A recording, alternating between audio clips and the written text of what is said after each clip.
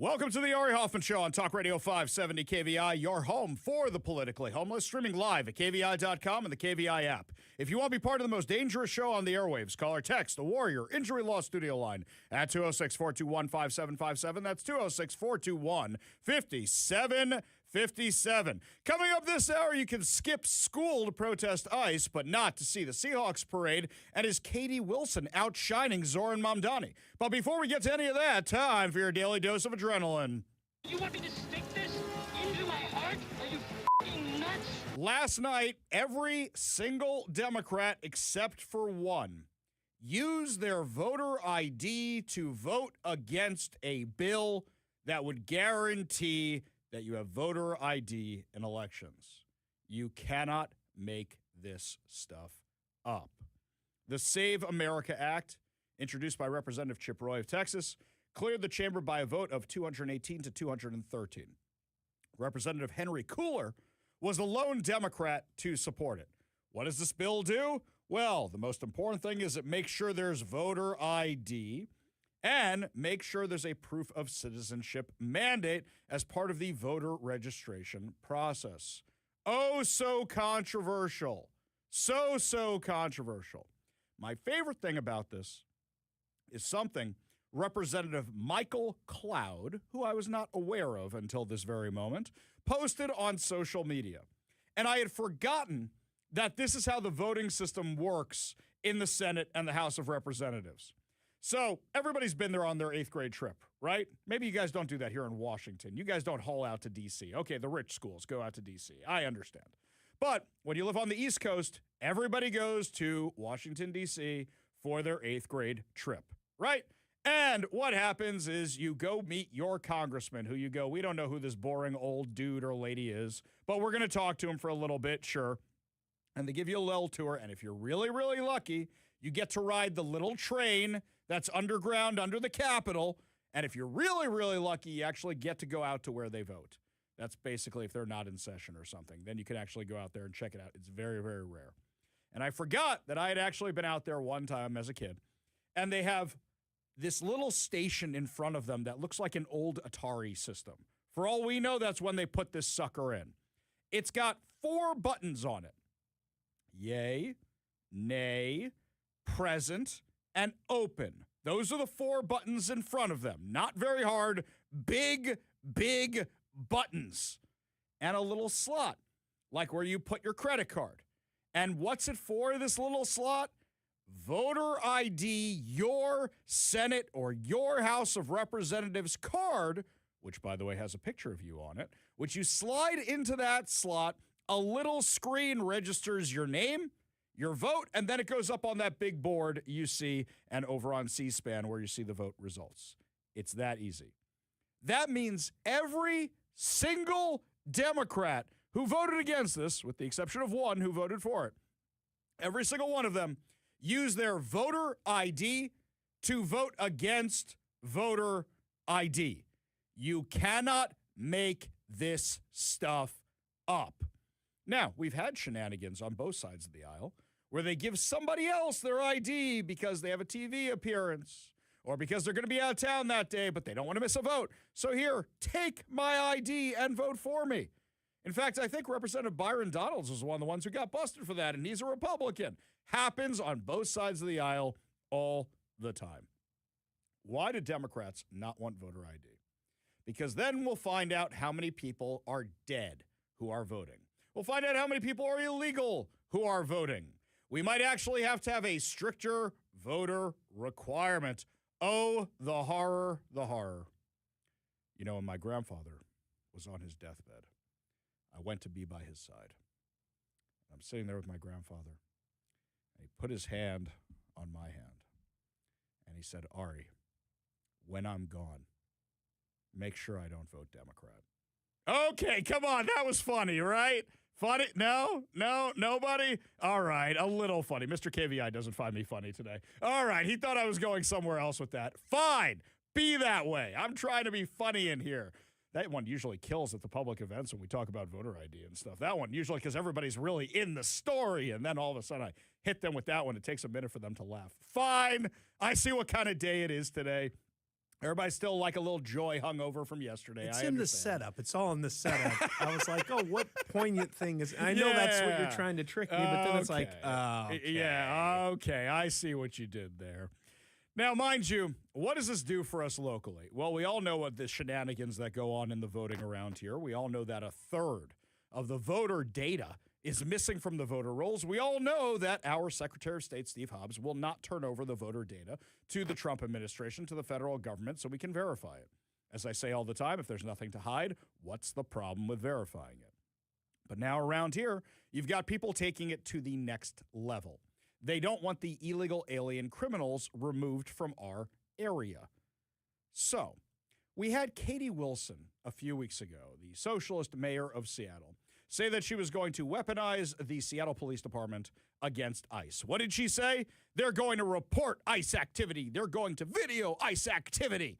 And we're like, really? The cops are not going to do that. First of all, you don't have enough cops. And second of all, they're not going to listen to a stupid order like that. And the cops basically told her to kick rocks or pound sand.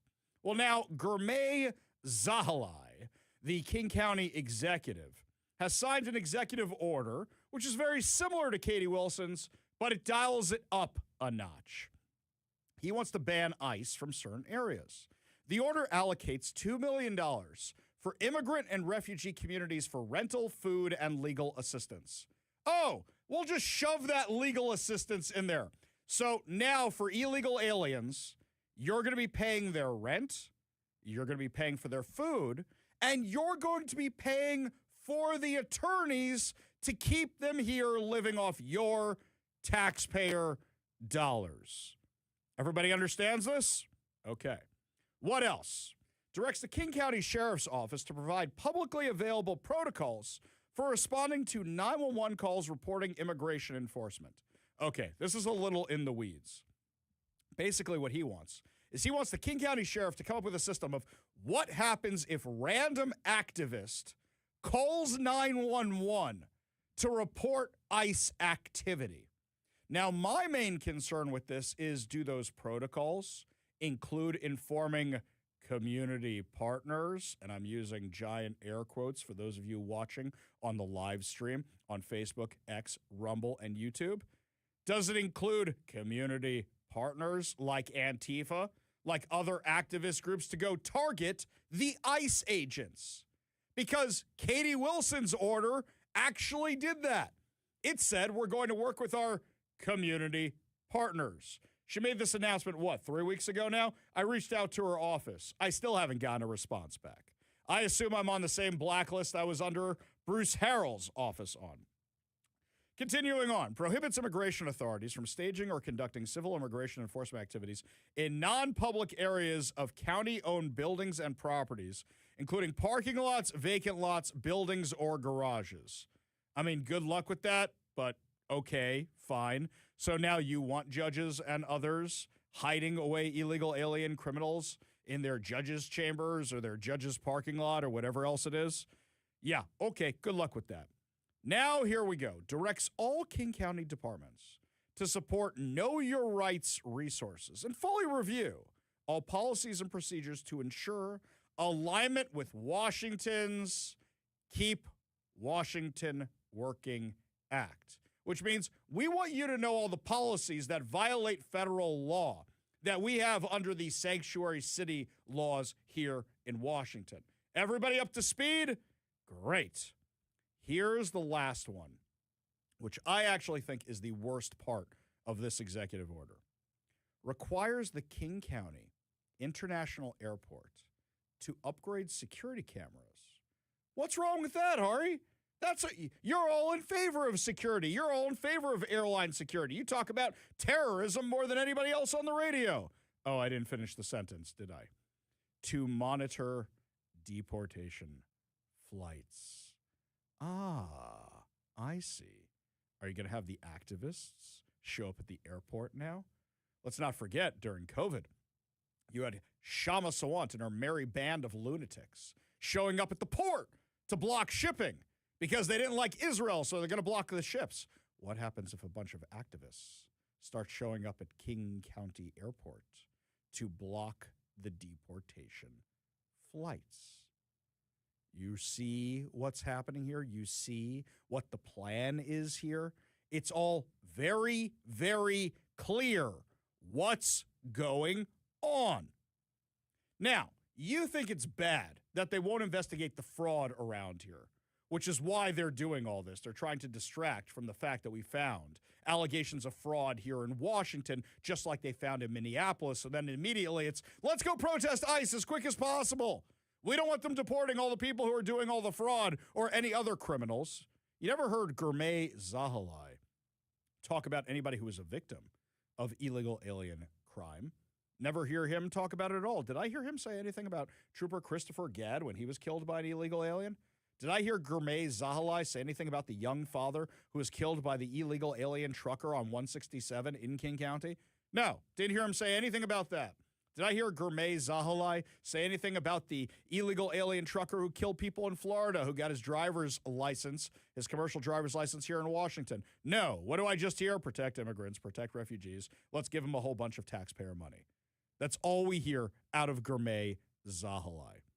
So they're protecting their friends. We know very, very clearly that's what they're doing, protecting their friends. And if you point the finger of fraud allegations at anybody, what do they call you? You're a racist, you're a racist, you're a racist, you're a racist. The Seattle Times had this article today, and they're trying to scare you with this. ICE will be at the 2026 World Cup games in Seattle. Ooh. Well, I would expect them to be. You have a whole bunch of people coming in from other countries to see a soccer match. Yeah, it makes sense. You have an organization that is responsible for guaranteeing the safety of the citizens who live here, monitoring it.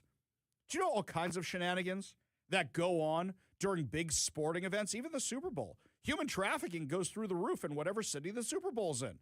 Anytime there's any of these big political conventions, it happens too.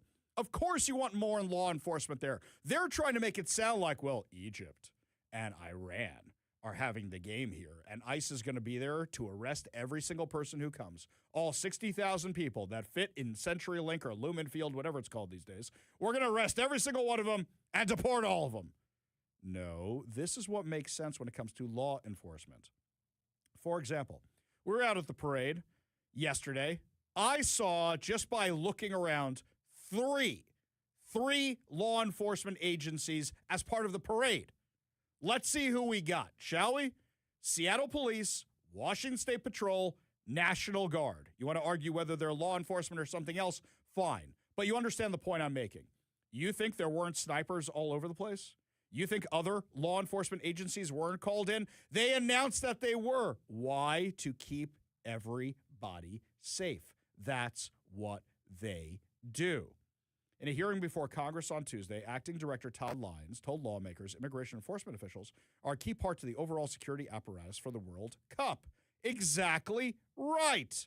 They're trying to keep all of us safe. So what's the problem with bringing them in here? This is what they do. I don't understand the problem. And yet the left is going bonkers crazy over it. Here's Acting Director Todd Lyons testifying earlier today. But when it comes to issues like cooperation at the local state level, again, ICE does do that. But so many times, and I'll give you the example of Aurora, Colorado, we were going to serve a criminal warrant on an apartment complex of known TDA gang members that was full.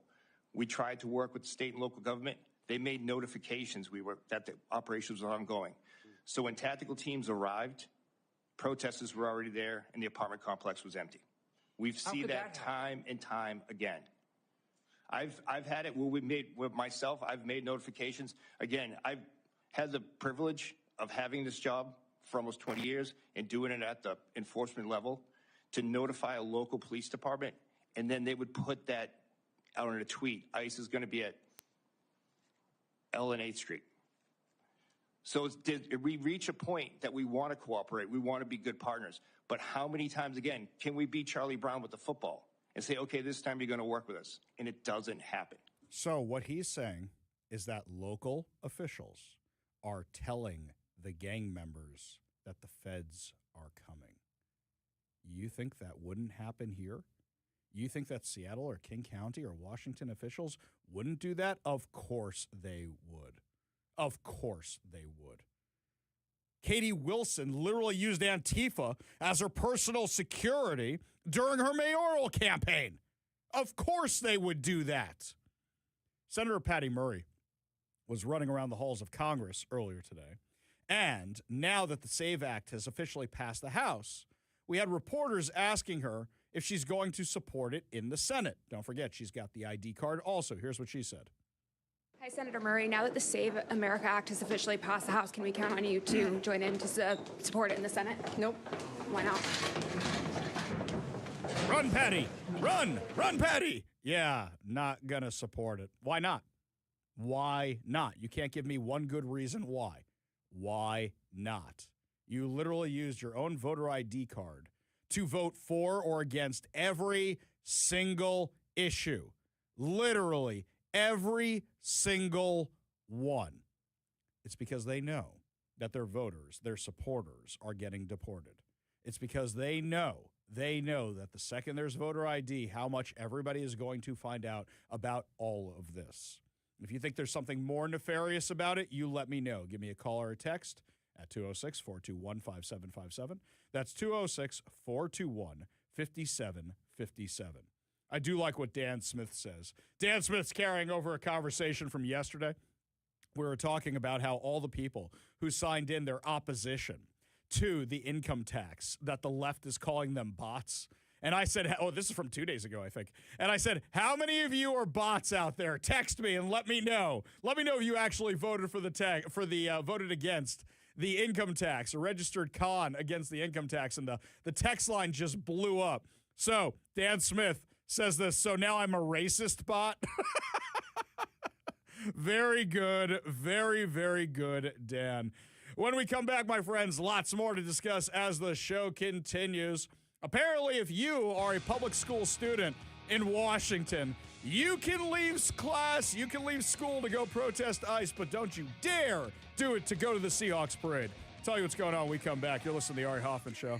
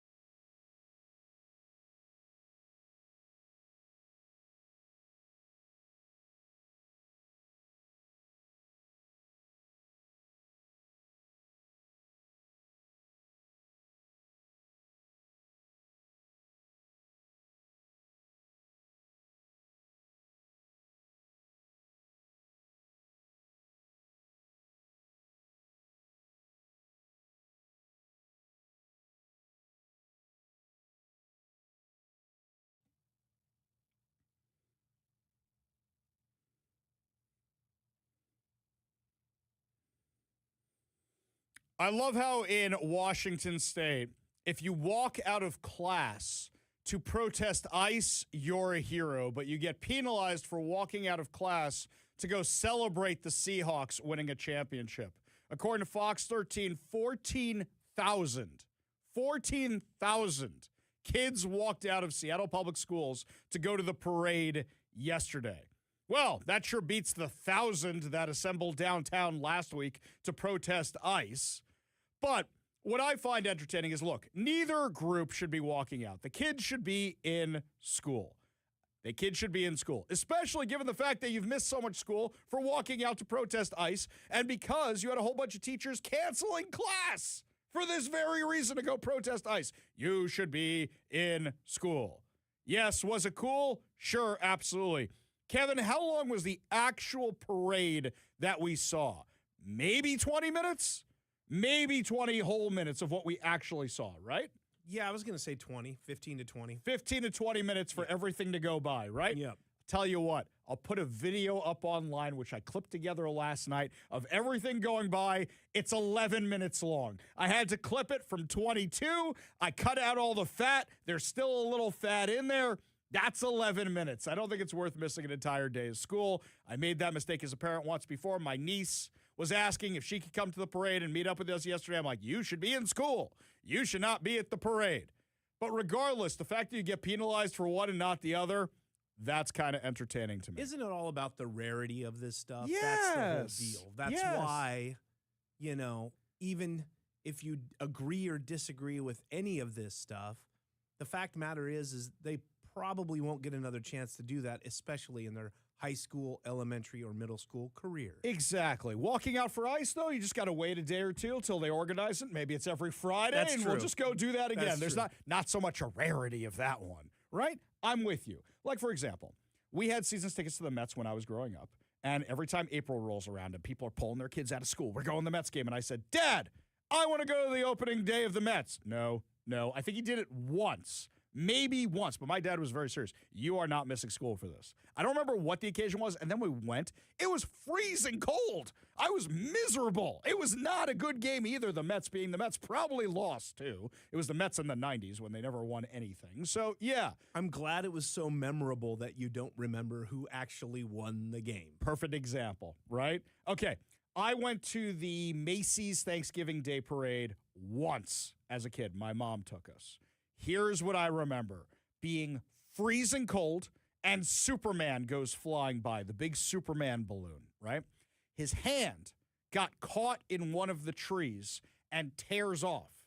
So Superman keeps going, but he doesn't deflate because they're compartmentalized. So that way, if a hand tears off or something, Superman can keep on flying down Broadway. That is all I remember. And then Superman's deflated hand in the tree.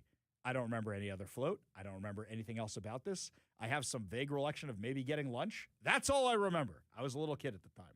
So, anywho, why do I bring all this up? You should be in school. I understand the once opportunity of it, but I got to ask a serious question. Do you think Seattle did a good job with the parade?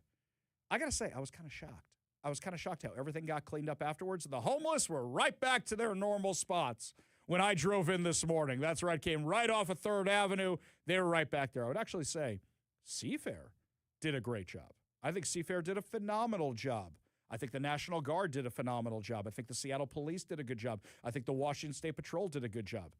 I don't really know what Seattle's role in any of this was. Did Katie Wilson even have a role?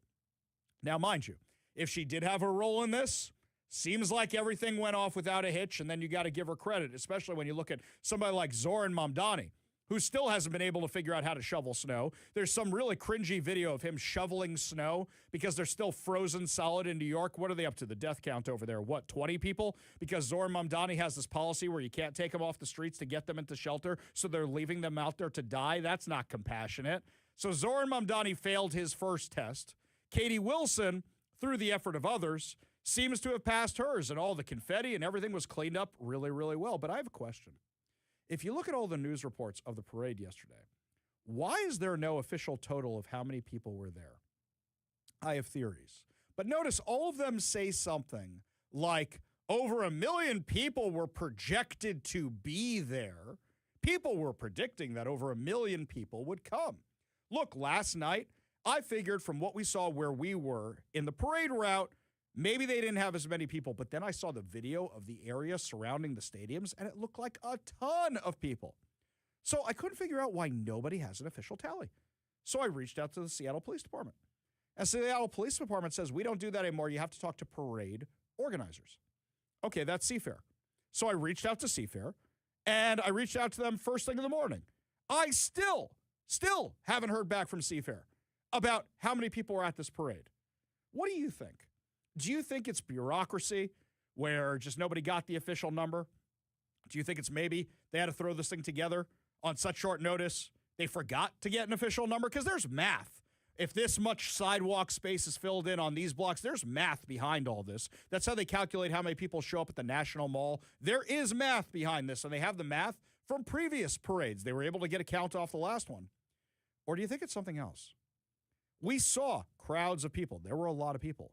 Do you think the turnout was less?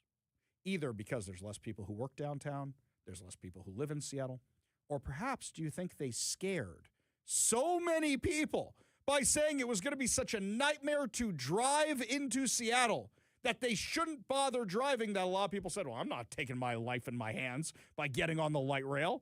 I'm not doing that. Do you think that's what it was? I don't know. The light rail had its issues in the morning, as we discussed yesterday, where it seems like one homeless guy stole the copper and took out the light rail in the morning. Luckily, they were able to get it fixed. If that's not the most Seattle thing ever, I don't know what is. But do you think they scared off people? And because a lot of people didn't come into Seattle, do you think that's why they're not publishing the number? Really, I am open to any suggestion of why they haven't published that number. I'm kind of curious what you think. Give us a call or a text at 206-421-5757. That's 206-421-5757. We go to the Warrior Injury Law Studio line, take a call from Tim in Tacoma. Tim, what's going on, man? Hey, Tim, Ari. I sent you home with the pictures through Big Mike. I hope you got them. Get them. But there's a big walkout in my neighborhood, and I found out there's 3 major high schools that are walking out. Sammamish, and this one is I think Indigo.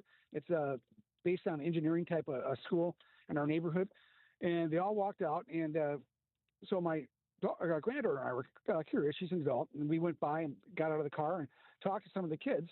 And they said, oh, I asked them, said, the teachers going to know about this? And they said, oh, yeah, they're all with it. And so it's an organized effort using our kids. And these kids are going out in traffic, walking in traffic, making a big scene. I think some of these school districts are so radical, they want some of these kids to get hurt. Well, of course they do. Battle so they can use them they want them as a martyr. They wanted Renee Good to get hurt. They wanted Alex Preddy to get hurt. They want that. And they want people in the United States to get hurt by illegal aliens. They think, well, if we're going to bring them all in, you know what? To keep our power, you got to break some eggs. To make an omelet, you got to break some eggs. They want this chaos to happen. Do me a favor, Tim. Can you email me those pictures, ari@kvi.com? Can you send that on over to me? Okay, I'm on my way to work. And when do you get a chance? Don't do it while you're driving. Be safe. I don't want to be liable for anybody's car accidents. Okay. And also, if you are driving past one of these things, do not start videoing. You have the person in the car video. I don't want to be liable for any of this. Okay. I say enough stuff that makes people want to drive off the road. I don't want this one on me too. Okay. Okay. I was out of the car, and we actually engaged and talked to them in a friendly way. So that definitely wasn't going to have an issue with a bunch of juveniles. Okay. Yeah, you just send that on over to me. I'd love to check them out. ari@kvi.com. That's ari@kvi.com. Appreciate the call, Tim. Appreciate you being part of the show. You want to be part of the show, you give us a call or text at 206-421-5757. That's 206-421-5757. When we come back, my friends, the representative for Hamas, Pramila Jayapal, is mad the DOJ was spying on her. Well, if you shill for terrorists, I don't know what you expected. We'll talk about it when we come back. You're listening to the Ari Hoffman Show on Talk Radio 570 KVI.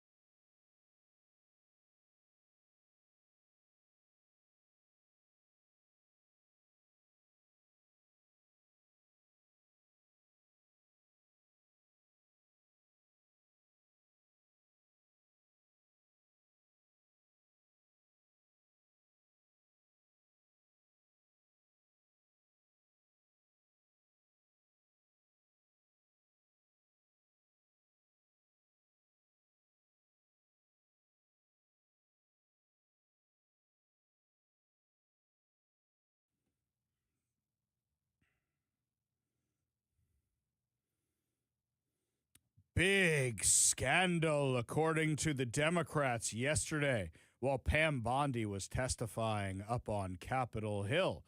Apparently, they have binders full of women. Binders full of women. Well, actually, not full of women, but full of people like Pramila Jayapal's search history. Now, under normal circumstances, I'd say, why are you surveilling members of Congress, Department of Justice? Reuters got a picture of what they have here where they were apparently checking out Pramila Jayapal's search history. And I say, a woman who shills for Hamas, yeah, I'd want to check out her search history too.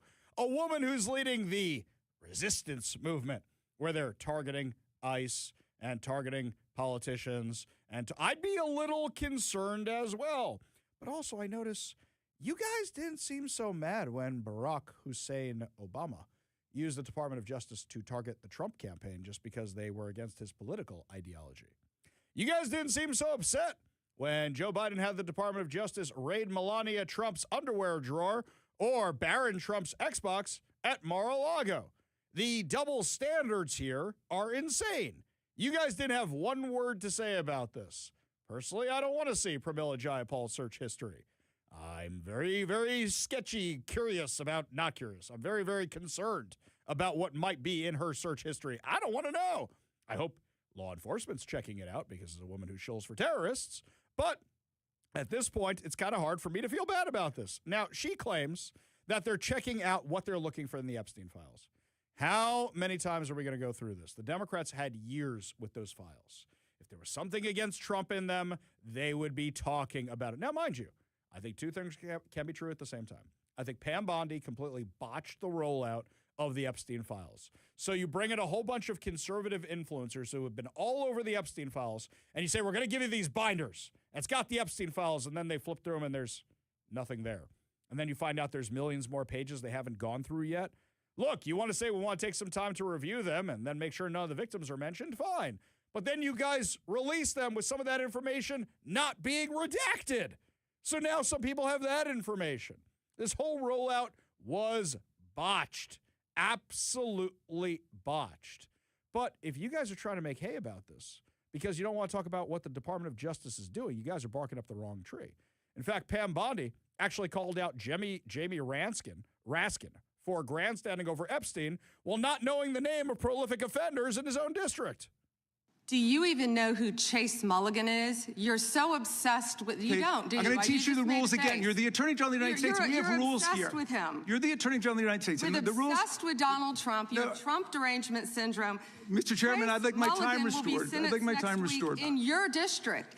In your district, and you don't even know about it, about keeping children safe from online predators. Time belongs to the gentleman from Maryland. The gentleman can proceed. Yeah, and I want the whole country to look at this.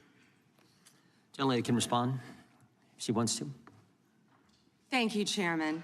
He called Chase Mulligan a wild goose chase and didn't even know who he was. He is a defendant in your own district who preyed on girls. Mr. Chairman. Well, you know what? If he were part of the Epstein investigation, you wouldn't do anything about it. Online chat rooms. Okay, we've had enough of this. Not much was done up on Capitol Hill yesterday. But yeah, I mean, a little double standards here. Going both ways, by the way, on this with all this insanity out in Congress yesterday. Meanwhile, Representative Ted Lieu desperately tried to shut down Pam Bondi when she started running crime stats in his state. Seems like the Democrats are only concerned about one specific allegation of crime and none of the actual crimes that are affecting people in their districts. If you had any decency, you would resign right after this hearing concludes. The gentleman has expired. May I respond? Yeah, I don't know how you respond. No one can. I did not ask a question, Go ahead, you're allowed to. I did not ask a question. Crime in California.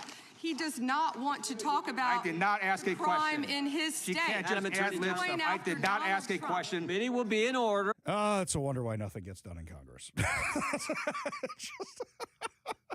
Pam Bondi's right. She's 100% right. She also botched the Epstein files rollout. Can we all agree on this now? Okay, can we move on now and talk about actually enforcing crime? You know what the Democrats don't want to discuss? The homicide rate is one of the lowest of the modern era. It hasn't been this low since the 1920s.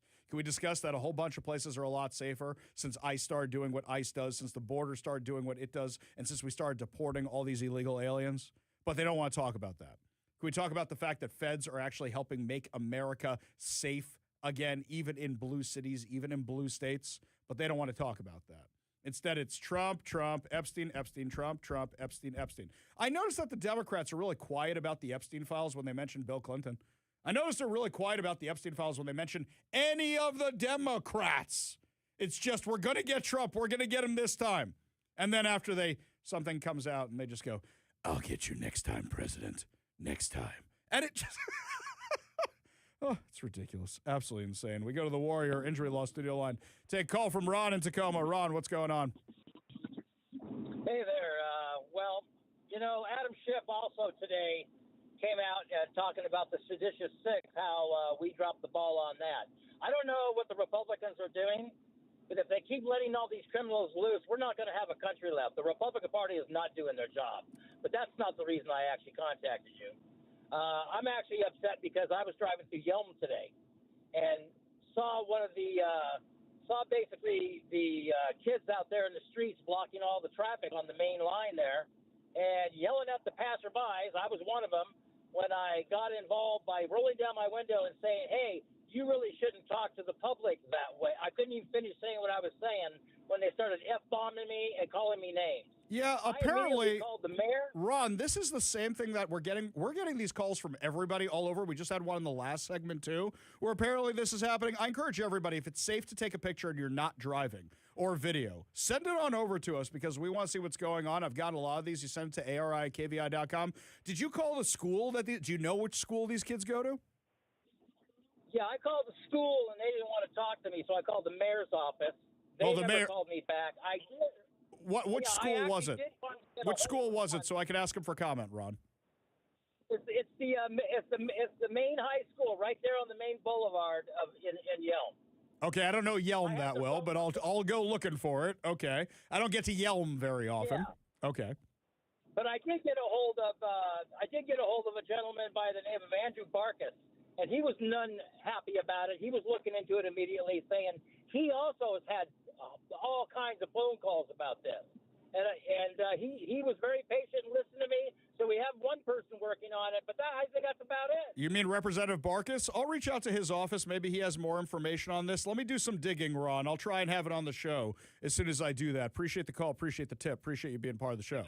You want to be part of the show, give us a call or text at 206-421-5757. That's 206-421-5757.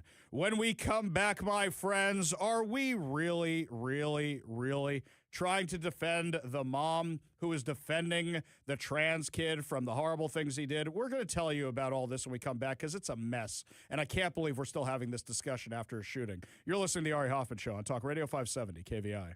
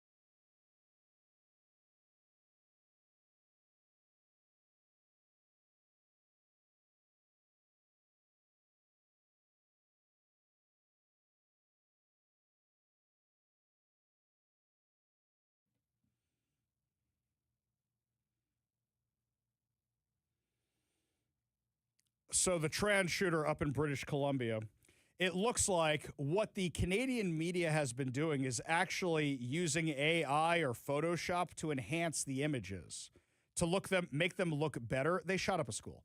He shot up a school. Why are you trying to make him look better? That's insane. I noticed at least they've stopped calling him a woman because they got called out for that because the dude was wearing a dress. It was a kid who had serious mental health issues. And also, you got to wonder what was going on at home. By the way, there are some videos circulating the interweb that say they're videos of the kid. They're not. They're fake. There's some other kid or some other thing. Do not believe those. Those are not real. But with regard to the kid himself, there are very real videos about the mom cussing people who don't support trans this or trans that. And you got to wonder if she had actually said, hey, my kid needs some mental health issues, if you could have avoided this whole thing. When you find that social media, she was one of the first victims of this kid, which is all really, really tragic. There is this. I saw this. Somebody sent this to me as a tip, and I'm going to use this actually the same way we used it last year. So the MoPop, the Museum of Pop Culture, which used to be the Science Fiction Hall of Fame and all that here in Seattle, is having their summer camp classes. And here's where some people are going to get mad at me. I'll open up the phone lines. You can argue with me if you want. But here's the thing. They're having drag classes. And some people are like, Ari, have you seen this? The drag classes. And I said, yes, I have. And it's not really something I'm interested in. And they said, but Ari, you talk about all this stuff all the time. I said, yes, I do. But from what I can tell, they are not using taxpayer money to do it. They are a private organization. If you don't want to go to the MoPop because they're hosting drag events for kids as a summer camp, that is your prerogative. I don't go to the MoPop because it has sucked for so long. They got rid of all the cool sci-fi stuff. I don't like the museum anymore. It's overpriced. I don't think it's very good. Forget the drag stuff. But a private institution has the right to do what it wants. You want to say they're targeting children? The parents have to pay for it. The parents have to sign them up for it. So if you want to believe in parental rights, these parents get to go to the drag classes for the summer camp. Do I think it's wrong? Yes. Do I have issues with those parents? Absolutely. But they're not using my taxpayer dollars to do it. So there's very little I can say about it. I can say I'm not that interested in going to the MoPop because, one, they run classes like this, and two, their exhibits have really started to suck. And I think that's too bad because I used to really like going down there and seeing all the stuff from Star Wars and Star Trek and The Matrix and Ghostbusters and everything else. And I think it's been kind of removed in favor of horror stuff, and that's just not my jam. And there's this Wizard of Oz stuff that's not my jam. And I've been there in a really, really long time. Where's Captain Kirk's chair? Where's the model of the Enterprises? Where's all the cool stuff? You had literally the sets of the original Star Trek stuff in there, and it's not there anymore. You want to get mad about the drag stuff at the MoPop? Fine, but they're not using our taxpayer dollars. It's a private museum. Now, if they were using our taxpayer dollars or there's some grant for the drag show, I will change my mind. Let me know if you think I'm right or wrong. You give me a call or a text at 206-421-5757. That's 206-421-5757. We go to the Warrior Injury Law studio line. Take a phone call from our frenemy, Bennett the protester. I bet Bennett's shocked by what I just said, right? Well, I was going to say, I think you talk a big game about the importance of staying in school and education. For somebody who is, I think, 2 weeks late with their Soros homework as of today.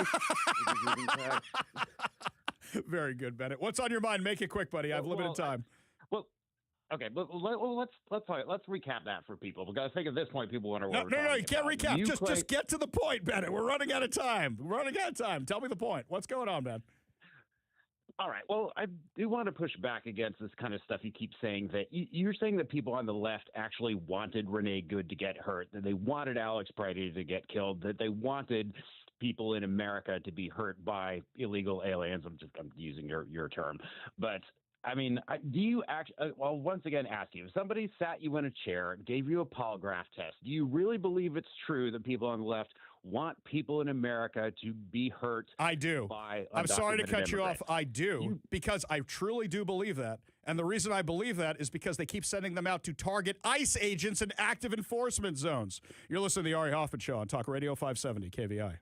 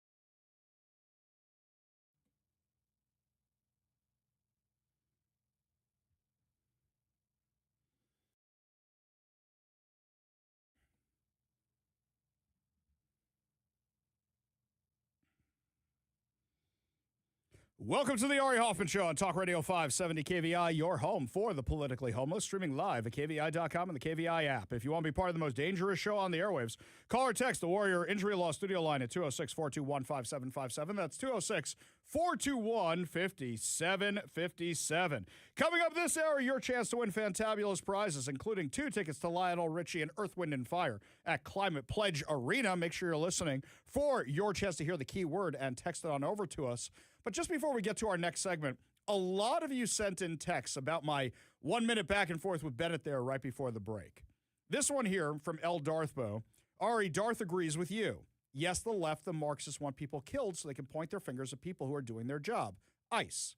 This one from Steve in Shoreline. With all due respect to Bennett, the protester, I believe he needs to pay closer attention. I know what's going on with people who are paid to be cannon fodder for the Democrats. I agree with you, Ari. I'll actually say this with a little bit more nuance for a second, and this may upset some of my listeners too, but I actually wish I had a little bit more time there with Bennett, because I'll tell you what, I truly believe there are people who root for this. How do I know? There are people on our side of the aisle who anytime they hear that it was a trans person who did a shooting or it was an illegal alien who did a kill, they get a little excited. They get a little excited about it because then they have content. I don't get excited about these things. I really don't. For me, I want these things to stop. I want them to be addressed. I want them to deal with. There are people on the right who get very excited. Yes, I knew it. It was the illegal alien. I'm going to go get him. Me, I go, yeah, I called it. I called it.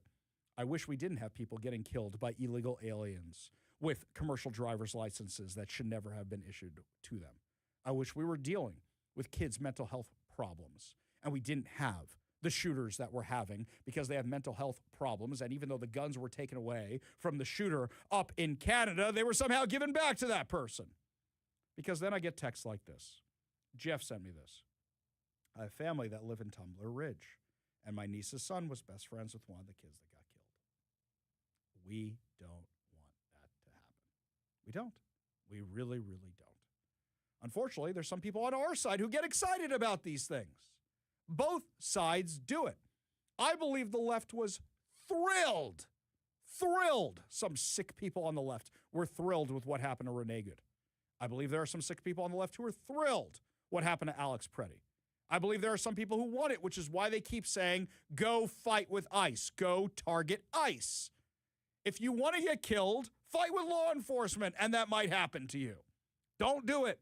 It's a terrible, terrible idea. Do not do it. And on the right, I think there's some people who are too enthusiastic about some of this stuff too. I think it's a problem with both sides, where the extremists on both sides really do want that.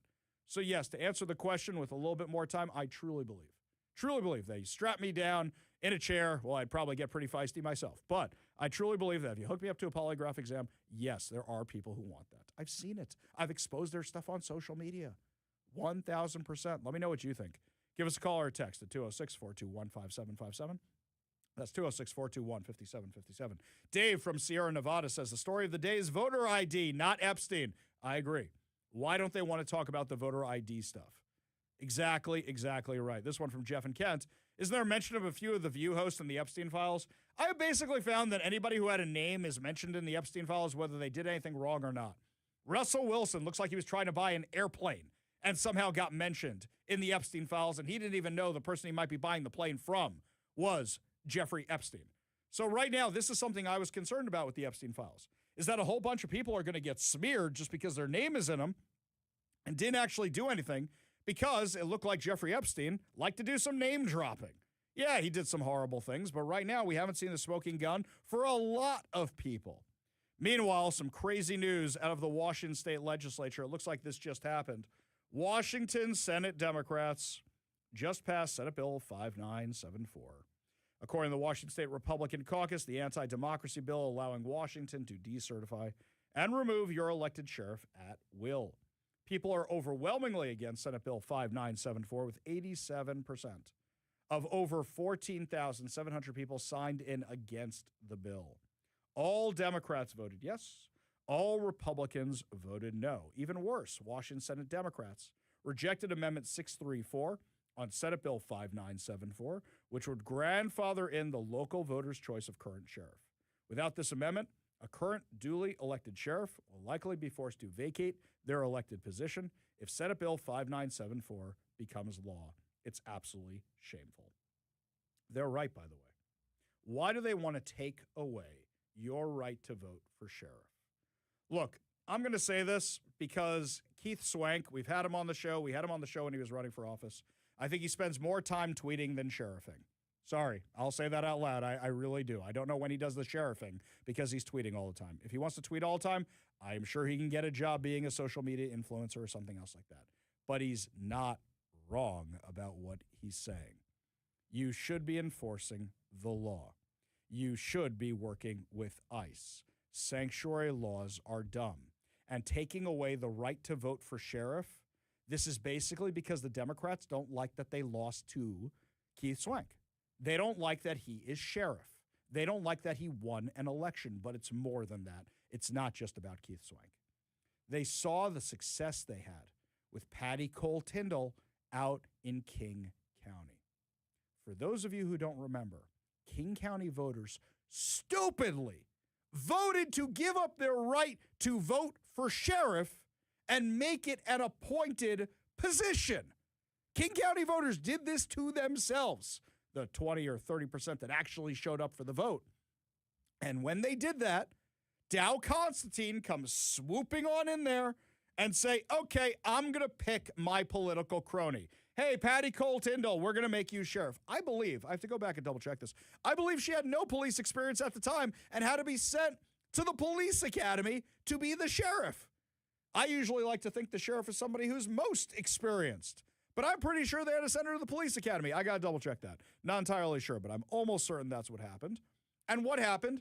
She became just a political appointee for Dow Constantine. And how did we find this out? With Burien last year. What happens? Burien had a very, very, very, very, very, very, very lefty city council for ages. And they were always doing whatever Seattle did. It was like Jay Inslee and Gavin Newsom. How Jay Inslee would go, I wonder what Gavin's doing today. We should do that too. And that's basically how we did laws here in Washington forever and ever and ever. It was whatever Gavin Newsom does, Jay Inslee did the exact same thing. Bob Ferguson's even worse. He comes up with his own ideas, and then you've got Gavin Newsom going, yeah, I like that idea. That's good. That's good. Wait a minute. Why are their gas prices the highest? We have to make our gas prices even higher. I want to be number one in the gas prices. Yep. So around here now, Bob Ferguson's even more dangerous. But what happens? Burien finally said we've had enough. Homelessness, crime has gotten out of control. So they elect a more moderate city council. And the more moderate city council puts in place new ordinances that say you cannot camp within 500 feet of these types of public buildings, including schools. And we have to give you shelter, and we have to give you treatment, and we have to provide for you because you're just down on your luck, or you're a drug addict, or you have mental problems. And Dow Constantine and the left couldn't handle it. They couldn't handle it. They did whatever the leftist activists wanted them to do. And they said, how dare you? In full Greta Thunberg style. How dare you? And what did they do? They said, King County Sheriff, which is the police department, for Burien, we're not going to enforce those laws. Burien now has a problem. The sheriff's department, their police force, is not enforcing the zoning ordinance they had, and they had to take these guys to court. And then even after the Supreme Court decided that, yes, municipalities have the right to do this, they were having issues with the sheriff's department. So much so that they were considering having to tax their own residents to start their own police force because King County Sheriff wasn't doing what it was supposed to be doing under the political appointee of Patty Cole Tyndall and Dow Constantine. You now realize it's not that the Democrats want to get rid of the police. They want their own police. Senate Bill 5974 is when you have a one-party rule state. They want to be able to pick the sheriff, and they want to be able to remove the sheriff as well. Now, mind you, I don't have an issue with some of the requirements in this thing because I think a sheriff should have certain requirements to be in charge of a sheriff's department. because somebody like Patty Cole Tyndall had no business whatsoever being a sheriff. None at all. But unfortunately, that is the minuscule, tiny part of this bill. The rest of it is about taking away your right to vote for sheriff, which is insane, by the way, beyond insane. The Democrats who claim all the time Republicans are trying to subvert democracy, Republicans are trying to take away your right to vote. They're literally saying it right now with regard to the SAVE Act. They're literally saying that's why they won't turn over the voter rolls. And what are they doing with bills like Senate Bill 5974? We don't want you guys to vote on sheriff. So how long until it's, you know what? City council should just be appointed by the mayor. You know what? Mayors should really just be appointed by the governor. You know what? For the governor, do we even really need elections? I mean, we all like this guy. Let's use Polly Market instead. But come on. Are we really that far away from this? This is how the dam breaks open. This is how it happens. And it starts with something small like this. You know that the original income taxes in this country were also passed with, it's just going to be on the uber wealthy. They did the exact same thing that the left is doing now. So now it moves over to the House of Representatives.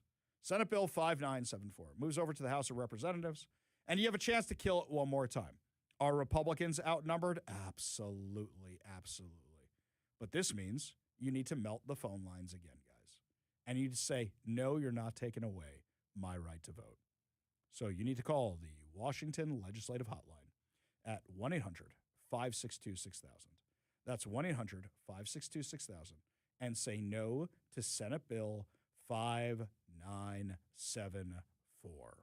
You need to say no to this. Absolutely not. How many other terrible things are they working on? Well, this one is fun. This one we've discussed a little bit, but now it's having its hearings. Senate Bill 6148. The bill would give Sound Transit the ability to issue bonds with the 75-year maturities. So hang on a second. They don't have enough money to pay for their little choo-choo train. The choo-choo train, which, by the way, yesterday some homeless guy was able to shut down for a few hours because he stole some of the copper wiring and almost jeopardized the amount of people showing up for the Seahawks parade. One guy was able to do that. You kidding me with this? So now you want more money for the light rail. So I did some research, by the way, and I have to make a small correction on the show. Kevin, we are no longer paying off the kingdom. I was wrong. We finished paying off the kingdom in 2015. So 15 years after the thing was imploded, we were still paying for the kingdom. You know, in some parts, we're still paying for Lumen Field, by the way. We are still doing that. How long do you think it's going to pay off the train, which they don't collect fares for, which they use all the money that comes in from the car tabs to say, no, we want to expand a new line. Oh, if it just runs across Lake Washington, people will start using it. We promise. Even though people aren't doing as much in-person work as they did before, even though the tech companies are laying people off, 20,000 people in our area from those tech companies, yeah, more people are going to use that choo-choo train. It's going to be as abandoned as the one in The Simpsons soon enough. Monorail, that's what's going to happen. So now they want to take on debt to pay off the choo-choo train. Are you kidding me with this? You guys can't even stop homeless people from stealing your copper wiring. You guys can't even stop organized theft rings from stealing your copper wiring on your train. That happened yesterday. I can't wait for the World Cup. This is going to be really fun to watch. I cannot wait for it at all. The people who run Sound Transit literally had to reupholster the trains recently because it was too hard to get bed bugs, blood, anything else out of the cloth seats on the light rail. They had to put in vinyl instead, which, by the way, from the beginning, I don't know why they just didn't do plastic like in New York. You just come in with a hose and spray that stuff down. Just high-pressure hose, spray it down, wipe it down. You don't even have to dry it off. You're good to go.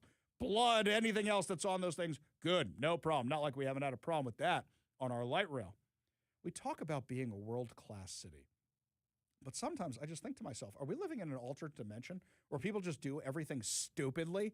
Because that's what it seems like. Now you want to take on debt, as if we don't have enough debt already. By the way, how are you going to pay for this? How are you going to pay for this? Everything you guys are doing is driving businesses and people out of Washington state. I seriously wonder if the reason they haven't published the amount of people who were at the Seahawks parade is because you had less people than last time. It looked like a ton of people, especially down by the stadiums. But I'm kind of wondering, did you scare them off when they found out that the train was having issues? Did you scare them off when you said, don't drive in, it's going to be a nightmare? I got in, no problem.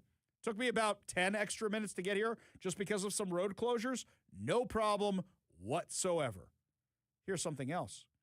According to KXLY, Washington imposed a 10% sales tax on gold, silver, and precious coins at the beginning of the year to close the state's deficit. You mean cover for their spending, sure. Critics say it's only driving business to North Idaho. Since January 1st, coin and pawn shops in Idaho have been flooded with new customers from Washington trying to protect their savings. Quote, we get a lot of phone calls, probably about 70% just new people, says Donovan Floyd, who works at DJ's Coins. We've been getting a lot of people from Washington, people as far away from the Tri-Cities, calling in and coming to town. Precious metals broke the record highs and dips in the past week, adding to market volatility. Quote, the market itself has just been so insane the last month in general. So it's kind of a combination between the spike in metals as well as the spike in extra customers coming in. The impact has been significant for Idaho businesses. Richard Naiman, owner of Coeur d'Alene Pawn Shop, said the influx is changing how he operates when it comes to organizing inventory. He said, I think we're going to be stocking a lot more gold and silver than we've ever had in our history. I'll probably increase it by a minimum of 30%. Washington coin store owners have pre-filed legislation to bring back a tax exemption for the precious metals. Jake Graham, co-owner of American Coin and Vault, said if the legislation fails, his business may have to relocate. Quote, we're going to have to make some pretty tough decisions to pick up a business that we've been building for over 40 years and move it so we can transact with customers in a fair way. Washington customers say they'll continue traveling to Idaho to protect their savings. This was like their crazy, out-of-control climate agenda, which Donald Trump had a big hand in killing today regarding all the restrictions they were putting on gas-powered cars. You still have restrictions here that might have been overturned by the Fed at this point, where they said you have to stop selling gas-powered cars by 2030. That's 4 years away. That is 4 years away. Is everybody buying an electric car in that time? Probably not. So what does that mean? Idaho and Oregon are going to get all the business for gas-powered cars. That's what would happen. Just keep driving business out of the state. And if you keep driving business out of your state, who is going to ride your choo-choo train? When we come back, my friends, lots more to discuss as the show continues. Now teachers' unions are celebrating the kids walking out of class. I thought you just wanted the kids to learn. I'll tell you all about it when we come back. You're listening to the Ari Hoffman Show on Talk Radio 570 KVI.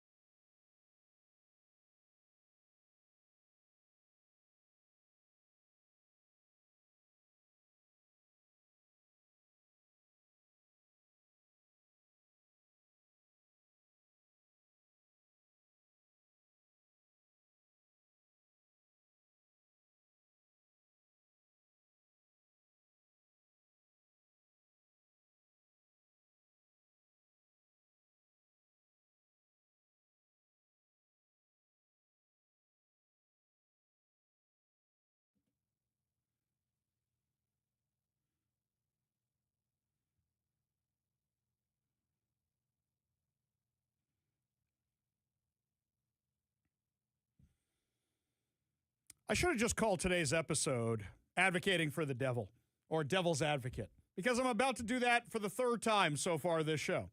So here's one for you. You know, there are some parents out there who want their kids learning about the ICE stuff from the other side of us. They want their kids on that side. They do. And they have no problem with what the kids are doing right now. And I bring this back to my own experience for a second, just to put this in perspective, which is after October 7th, were there discussions about Jewish kids going out and protesting against anti-Semitism, et cetera, et cetera? Yeah, absolutely there were. Absolutely there were. But at the end of the day, it was, no, guys, that's weekends. That's what you do on weekends if you want to go do it. Look, for I think the first year after October 7th, you know what my weekend routine was? Go to a protest, go to the gun range. Go to a protest, go to the gun range. That is what me and guys from my synagogue did every single Sunday. Go to a rally for Israel, go to the gun range. Go to a rally for Israel in America, go to the run range. Go for a rally against Hamas, go to the gun range. That was my Sunday. That was my Sunday for a really long time, was spending a lot of time with our friends out at security. So here's the thing. There are parents who want this, and if we're going to respect parental rights, then there's some parents who are going to want this for their kids. But the argument I would make is that if you guys want to organize these things on Sundays, on Saturdays, on Friday nights, go ahead. But don't do it in class. You want to do it in class. And this is something I said at the time to the Jewish folks. I said, if the kids are out there protesting, they're not learning the arguments they need to defend Judaism. They're not learning the arguments they need to defend Israel. They're not learning the arguments they need to defend America. They're not learning any of those arguments. They're not learning about Iran, Iraq, Syria, Houthi rebels. They don't know what any of that means. And I said it happens far too often that a kid goes to college, they just have talking points, they don't have actual knowledge. Somebody shoots down those talking points and then shatters their belief system.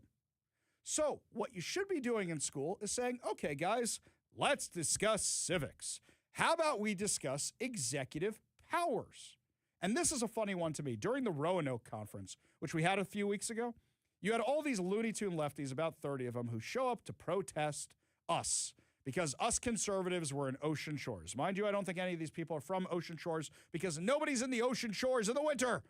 It's a summer vacation town. It's a beach town. Nobody's there in the winter except for us. You came because there was a conservative program there. So you come to protest the conservatives. Okay, fine. Do you know what the discussion was inside the conference center when these guys showed up? Executive overreach. It was conservatives saying, and I think the discussion was being led by our friend Todd Myers.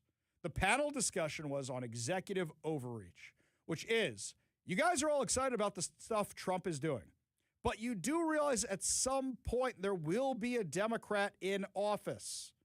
And what will happen then is they may do the same things that Trump does that the left doesn't like, but they're going to do it from the left perspective, and then we're going to go bonkers. We have separation of powers for a reason. We have a judicial system for a reason. And the left is very, very good at using these kind of things to their advantage. I would say let's teach them in school. I would say let's have it out in school. In fact, I'll tell you what I think would be a lot of fun? How many schools still have debate clubs? How many schools still have debate clubs? Any of them? I know we used to have mock trial. We used to have model UN. We used to have the debate club. I remember in a speech class that I took in college, and in the speech class, the final was a debate. And you had to follow all the rules they laid out for you, but you also, the one most important thing was you had to argue if you were the anti-side. You had to argue against the status quo. I won a debate because this was one of my first times actually doing this kind of stuff. I had never done mock trial or any of that stuff in high school.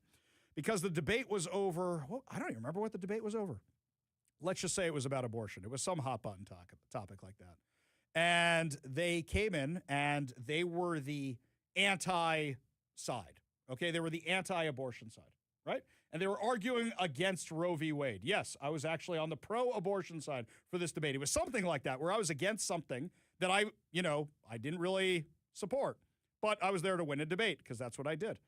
And they came in, and at no point during their opening statement did they actually make a cogent argument for why the status quo should be changed. So what happens? As soon as they're done, I raise my hand and I say, point of order. And the teacher goes, yes, Ari, what's up? And I go, they never made an argument against the status quo. And the professor's like, you're 100% right. You win the debate. I never even had to argue the other side. And that's because the other side wasn't prepared. The other side wasn't prepared at all. Look, you want people to debate me? Bennett calls the show every single day. Bennett has his facts. Bennett has his points. He's prepared. He needs to get to it a little bit faster, and then he'll have more time to talk. But he comes prepared. There's other people who call the show just to rant and rave. Just to rant and rave. And when they rant and rave, we shut them down very, very quickly. Like, who was it? The guy who called last week. He called, and I said, have you been listening to the show? We haven't even discussed the topic you're mad about. No. I just called because, it was the Trump video. Right. It was the video that Trump shared about the Obamas being monkeys or whatever it was. And then I said, have you even seen the video? No, he hadn't. If you want your kids to actually be on the other side of the things I advocate on this show, then you know what you got to do? They got to be in class. They got to be in school learning those positions. Just being out there in the world screaming for something doesn't actually work because you're not actually learning anything. You're learning off a chant sheet. My favorite is when they forget the chants and they have to pull them up again. You're not actually learning the facts. You're not actually coming at me with them. People ask, Ari, why are you such a good debater? I'm not a good debater. I've actually had to work very hard at being a better debater. I've had to work on discussing things with people on the phones with the show. That was one of the first things they told me I need to work on around here. But you know why? I do my homework. I'm prepared. I got all my computer screens. I got all my sources. You want to debate anything? Let's go, because I'm prepared. Just taking the kids out in the world, you're not preparing them. You're not preparing them. And I think that's the biggest issue, is that if you want your kids protesting ICE, do it on the weekends. Do it on the weekends. And if you want your kids learning the facts against ICE in civics, then argue for better civics. Argue for better government classes. Unfortunately, the government, the civics, and all the other classes have been replaced with DEI. Nobody's learning a lot of stuff in the schools these days. And unfortunately, a lot of teachers are just seeing them as pure indoctrination centers. Pam in Lake Stevens says, do you think there will be protesters at State of the Union? I highly doubt it. First of all, it's really hard to find the location. We're going to send out a video beforehand so you know exactly where you're going. Don't put a challenge out there to everyone. Yeah, we're not doing that. Yeah, we're not doing that. Plus, we take care of these things, so don't worry about it, okay? Don't worry about that, Pam. You're going to be perfectly fine at State of the Union. And do we have spots left, or we're not sure if we have any spots left? I think we're sold out, right? I think we're sold out. I think we're sold out at State of the Union. I don't know officially, but it seems like we are. I think we are. We even added extra spots because there was so much demand for it. We even added extra spots. But don't worry, guys. Here's what I'm going to tell all of you to do who got closed out of State of the Union right now. Here's what I want all of you to do. Head on over to KVI.com, and I want you to sign up to become a KVI Insider. I want you to make sure you're a KVI Insider because then you get the emails when we announce these events. And next time you get an email announcing the event, don't go, oh, yeah, I have to sign up. No. Sign up right away, and then you won't be closed out. And because we got this thing done so quickly, I think we'll probably be doing it more and more in the future. When we come back, my friends, lots more to discuss. The Issaquah mom who got assaulted on video joins us to tell her story. What was she doing there? Why'd the kids attack her? We'll have all those details and questions for you when we come back. You're listening to the Ari Hoffman Show on Talk Radio 570 KVI.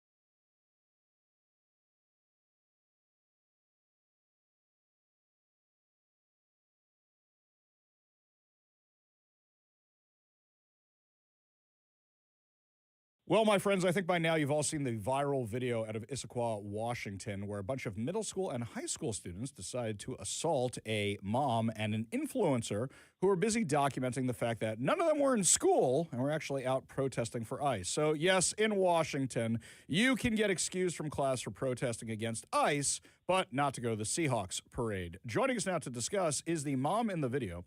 And we are keeping her name confidential because of the amount of doxing she has received since this video went viral. Thank you so much for joining us today. Thank you so much for having me. I'm glad to be here. Well, I'm glad you're here, too, because that looked pretty violent. Can we start from the top of this? Do you have kids in the school district? What were you doing at this event itself? Yeah, I had no idea about this event at all. My friend and I, we were originally planning on going. We were going to meet in Issaquah, one of the safest areas in Washington.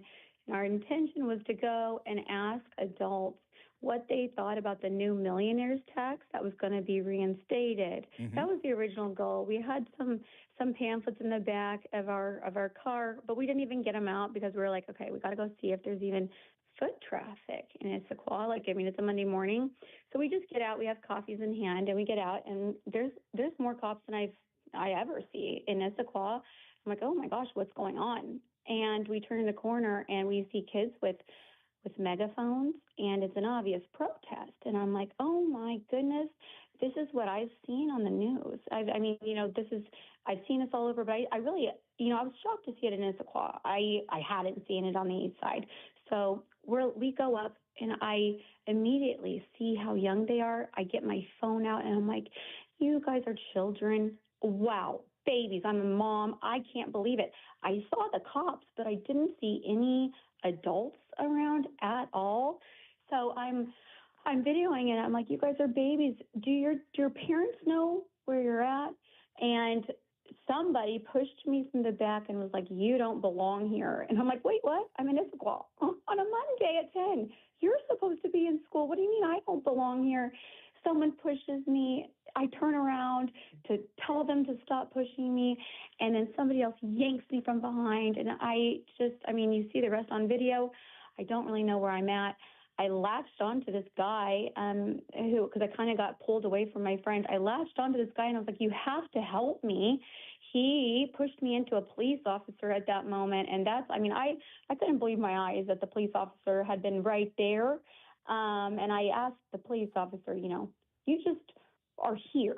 Why did you not go in to help me? You had to have seen it. That was absolutely insane. And he said it was too unsafe.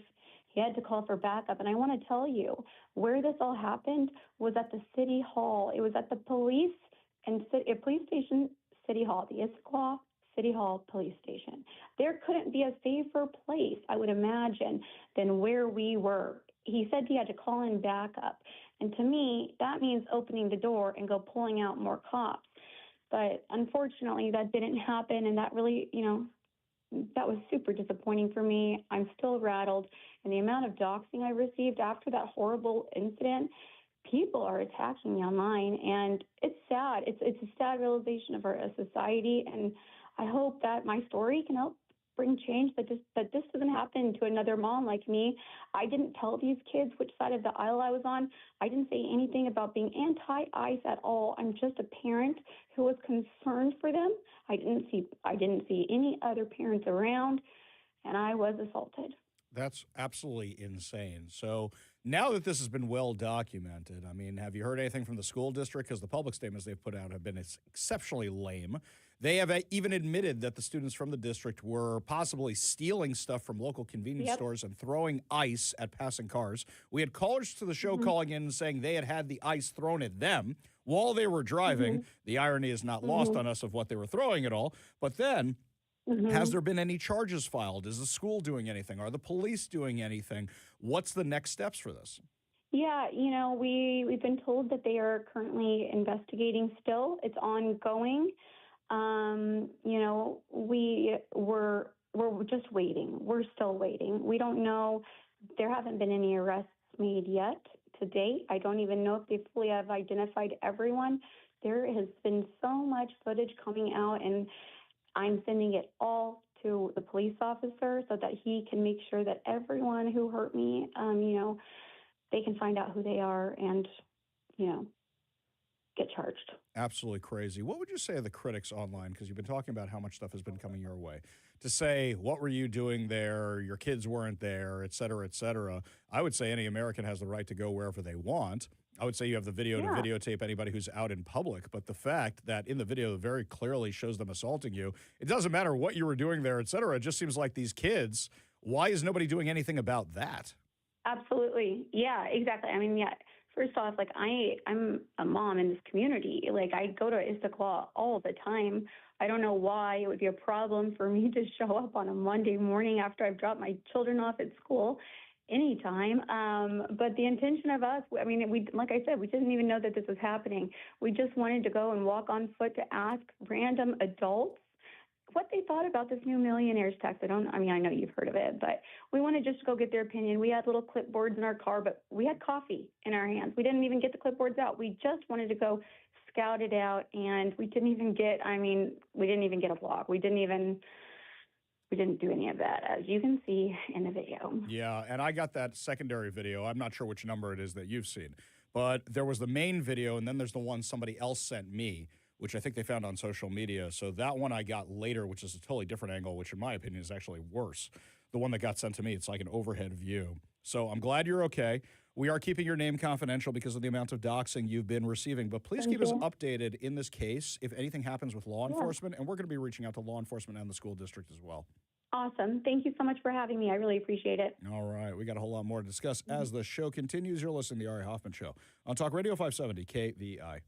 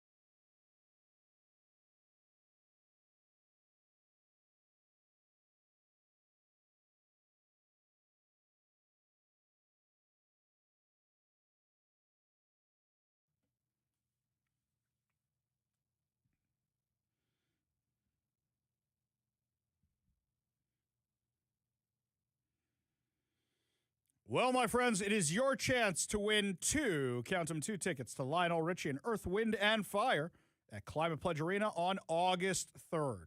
All you have to do is text the word I give you to the number I give you. Do not text your name. Do not text your number. Do not text your address. Do not text in, Ari, you are so good looking, and here's the word. No, my friends, just the word itself. Today's word is mighty, M-I-G-H-T-Y. Text it to 206-421-5757. That's 206-421-5757. Text the word mighty, as in Mighty Mouse, but just the mighty part. Mighty, mighty Boss Stones, but you're not getting tickets to them. Just text in the word mighty to 206-421-5757, and you'll be entered to win two tickets to see Lionel Richie and Earth, Wind, and Fire at Climate Pledge Arena on August 3rd. Tickets are on sale now at Ticketmaster.com. Or like Mighty in Mighty Spirit, which was the song I just played. Or Mighty in Mighty Spirit, which is the song you just played. Which is, I would say, a deeper cut from the Commodore's catalog, because I sure as heck didn't know what it was. I forgot that you had even told me the name of that song. Yeah. And I didn't even recognize it. I'm like, what are we playing? In fact, probably a lot of people tuned in and go, is this the Ari Hoffman Show? Because what am I listening to right now? That's not normally what we hear around here. That's probably your cue to go, like, whenever you hear a song that's like, wait a minute, this isn't an Ari Hoffman song. Wait, he's going to give He's giving something away. We need to listen for the keyword. This is it. It's not 80s arena rock. Yeah. Quickly. All right, here's something else. You're going to wonder why I'm talking about this, and soon it will become clear. My only exposure to medieval times, the place where people get on horseback, was in the movie The Cable Guy and my brother's bar mitzvah. Now, the way bar mitzvahs used to work before they became all-out blowouts like you see in the movie, the way they used to work was, it used to be there was a thing that everybody liked to do, and then everybody had the same bar mitzvah at the same place and the same thing. So the year my brother got bar mitzvah, everybody loved medieval times in New Jersey. And you go to medieval times. And what happens is, medieval times, it looks like a giant castle. And you go in, and they knight the bar mitzvah boy. So my brother gets knighted. Very cheesy. Then they take you through the torture chamber, which I think is actually the coolest thing. They have all these medieval torture devices. And you look at the ones that get attached to places I can't mention on air, and everybody laughs. Ha ha, funny, funny. Then you go upstairs to the arena. And you have your night that your section is cheering for, at least is the way it used to work. And then they bring out the food. Now, the food, being Jewish, is a little bit of a different experience.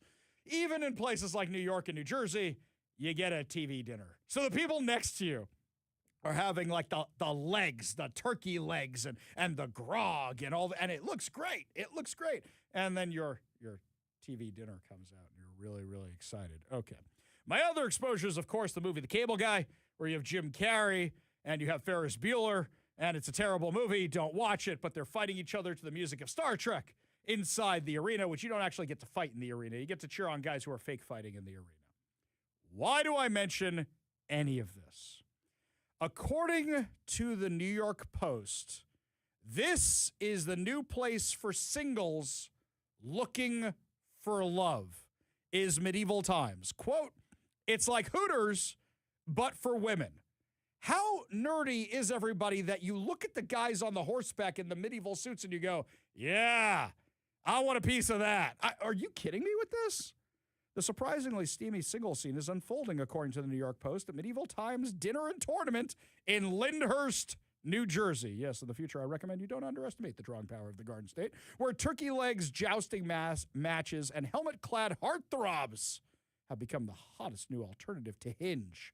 Kevin, I don't even know what Hinge is. This is another one of these dating platforms that I don't even know. We're both married. We don't know what these are. It's a good thing we don't know what these are. Yeah, I'm married. Thankfully, I don't have to ever hopefully deal with those apps. No, absolutely not. Absolutely not. Between sword fights and royal decrees and the family-friendly dinner and tournament show made famous after it was parodied in the 1996 Jim Carrey comedy, The Cable Guy.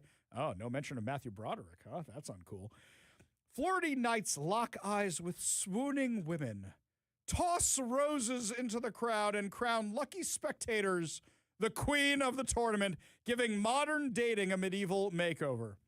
So, what does your man do? Oh, well, he's an investment banker. And what does your man do?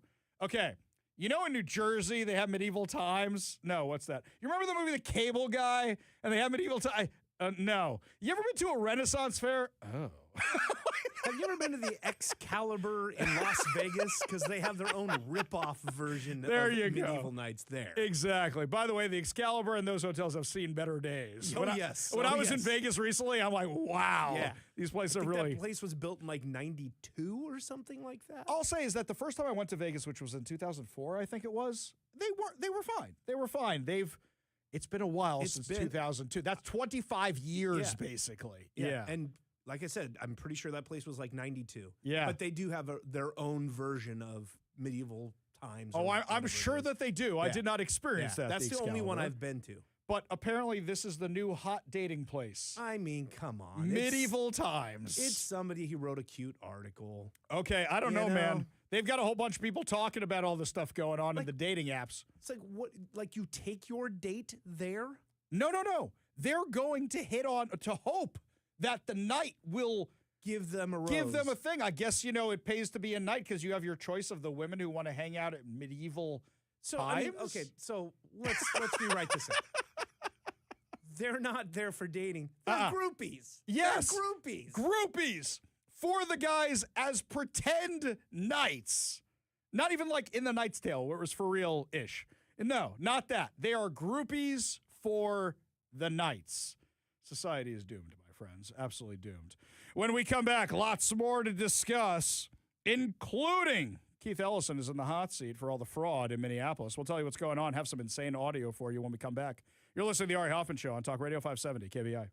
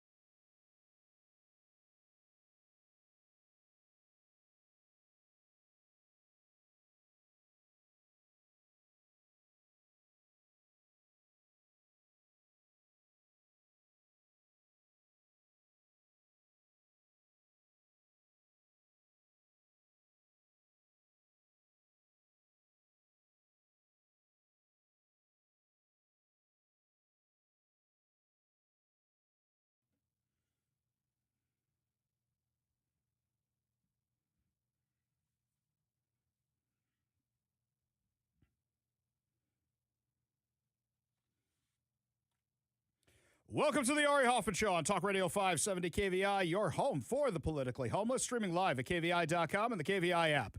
If you want to be part of the most dangerous show on the airwaves, call or text the Warrior Injury Law Studio line at 206-421-5757. That's 206-421-5757. Coming up this hour, another chance to win two tickets to Lionel Richie and Earth, Wind, and Fire at Climate Pledge Arena. But before we get to any of that, at 5:30 today, we have a whistleblower who's going to tell us where she thinks some of the fraud is here in Washington State. Now, when we see all the stuff happening in Minneapolis, in Minnesota, my first thought was this has got to be happening in Washington. It's the same sectors. Homeless Inc., feeding needy people, elderly care, daycare, same kind of stuff. And guess what? The second we just start digging a little bit, the easily available publicly online stuff, we started finding tons of alleged fraud. Let me be very clear about this. Fraud of this scale does not happen unless government is in on it or that incompetent. Could be both, by the way. You could be in on it and incompetent. But that is the only way fraud this massive happens. For example, let's say you have an agency that you give money out to, right? Aren't you going to check on your grant from time to time? I have applied for a lot of grants. In fact, our synagogue has some grants from Homeland Security right now because religious institutions get grants from Homeland Security. And guess what? You know, they check on stuff all the time. In fact, there's a form I think we forgot to fill out that we had to fill out this week. When I do grants for nonprofits and they get funding, we had to do annual reports. We had annual inspections. I had to do monthly reports. That's what you do. But yet, nobody figured out through all that 12.9 million meals were not getting served to kids. Let's just fork over the money. Nobody figured out through all that the Quality Leering Center wasn't actually a daycare. My daughter sent me a picture the other day. She was driving past Franklin High School in Seattle. Franklin High School, let's just say it's not great. Franklin High School, not a great place. Drives by the other day, and there are some signs up against their big fence. And their big fence there always has political activism. Now they have these big homemade signs that say ICE out and Free Palestine. What, Free Palestine? Ah, the Quality Learning Center. What is this Palestine? And if it's free, I want some. How do I get two? I'll take two of the Palestine. Maybe if you spent more time in the class as opposed to walking out, you would know how to spell Palestine as opposed to Palestine. Maybe it was, teacher Doug Palestine who was, wrongly arrested, and they were like, free him already. That's what it was. Wow. Wow, throwback right there. That's what it is. Yes. Maybe. Maybe, sure. Okay. That's right. Okay. Maybe that's what it was. No, I don't think that's what it was. I think it's the fact that the kids are ignorant, right? Something like that. It's not good. All right. Anywho, so regarding all this, I wonder if Franklin High School is one of these schools that gets all this money, but not enough kids go there. Oh, wait a minute. That's every Seattle public school. Some of the schools are down 40%. 40%. And yet we keep funding them. Because last year when they had the chance to close schools, they didn't close schools. They didn't consolidate. They didn't say, what are we doing wrong that everybody's leaving? They said, let's go to the legislature. They will bail us out. Well, right now, the spotlight is on Minnesota. And today, Congress was hearing from Keith Ellison. Now, let me be clear. Excuse me. Now I'm clear. Let me be clear. Keith Ellison did not look like he wanted to be there at all. Keith Ellison looks like he would rather be anywhere else in the world and has ultimate disdain for being subpoenaed by Congress to testify.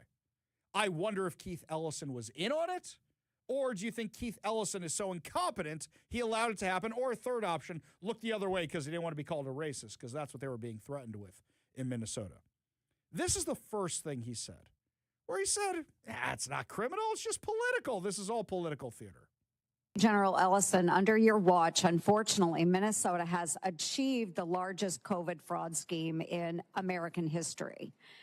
Under your watch, those whistleblowers who brought attention to the fraud and waste in your state faced retaliation. Under your watch, billions of tax dollars intended for unemployment insurance, supporting hungry children, just as described, children with autism, providing housing for the most vulnerable, keeping small businesses afloat through COVID, and more were instead, all of those dollars were funneled away into fraudulent schemes. So last month in an interview with CNN, you were asked if your office has done enough to stop the fraud. And you responded, of course we've done enough. And this is a quote, of course we've done enough. And we're doing more every single day. This is a political matter. This is not a serious thing. Those are your words. They are. They are. Right. He thinks it's political. Pay no attention to the man behind the curtain. I love Senator Josh Hawley. He's one of the ones I really, really like. Senator Josh Hawley took AG Keith Ellison to task for this rampant fraud. The beginning, Keith Ellison, that look of disdain that he is giving Josh Hawley in this video, holy cow. Give a listen to this. Mr. Ellison, let me start with you. You're the Attorney General of the state of Minnesota. Do I have that correct? That's a yes? Sir, you're aware of my job. You know the answer to that. You're not going to answer my questions? Are we going to start this way? Are you the Attorney General of the state of Minnesota, yes or no? You know the answer. Mr. Ellison, you're in my courtroom now. You're under oath. So I suggest that you answer my questions. You the Chief Law Enforcement Officer of the state of Minnesota, yes or no? Let's try another question. Okay, let's just stop right there for a second. If it wasn't clear before that this guy doesn't want to be where he is right now, guess what, dude? You know the easiest way not to be before Congress on a congressional subpoena? Don't screw up this bad. Don't have $9 billion of fraud on your watch, and you won't get a congressional subpoena. Some of that money's federal money, by the way. All right, it only went downhill from there, but I'm here for it. I'm grabbing the popcorn. Familiar with the $9 billion in historic fraud out of your state, including the $250 million in the Feeding Our Future program alone. You familiar with that? Don't turn to the pages in your book to get your potted answers. Are you familiar with it? Yes or no? Yes, I am familiar with it. Very familiar, aren't you? Because the people who ran the Feeding Our Futures program came to you in your official office in the state capitol December 11th, 2021, and asked for your help in getting investigators off their backs. They complained to you for upwards of an hour about state investigators going after them, and they begged you to help them, and you agreed to it, amazingly. And we know you did. That's not because true. it's all caught on tape. Yeah, Every single sentence is caught on tape. Here's what you said. Let's And take a look. obviously you You didn't listen said, to the it's not a tape. question. You said to them, send me the names of all these folks who are investigating them. You said to them, send me their names. And I'll take that list and I'll call the person over at Education who's investigating them and say, what's going on? Why am I getting these complaints? Then he went on to say, I already have my team working on this. What day should we get together to discuss it again? That's damning, by the way. That's damning that is all on tape. That means they were working with them. So I ask the question again. Do you think Keith Ellison was in on it? Do you think he was worried about being called a racist? Do you think he was worried about losing his political base? Or you think he's just an incompetent moron? 4 options now. We originally started with 2. Now we've got 4. Continuing on. You made pledge after pledge to them. You said, we've got to make sure this guy who's investigating them stops it. You said, you have my attention. I'm concerned about this. You said, let's go fight these people, meaning the people who are investigating the fraud. Why'd you do it? Why'd you help them? Are you going to let me answer? Please. We're all ears. So first of all, you're cherry picking quotes out of there. Why did you help I them? thought you were going to let me answer. Why did you Are you help going to let them? me answer? Why did you help You them? let me answer and I'll answer you. Okay. This is something that somebody does who doesn't want to answer the question, right? Why did you help them? Well, it's as easy as saying this. Well, they were going to threaten me with calling me a racist. Or I thought they were being improperly investigated. These people stole billions of dollars, documented. The Attorney General's job is to look out for the taxpayers of their state. And instead, they were looking out for the fraudsters. There is no good answer for this question for Keith Ellison.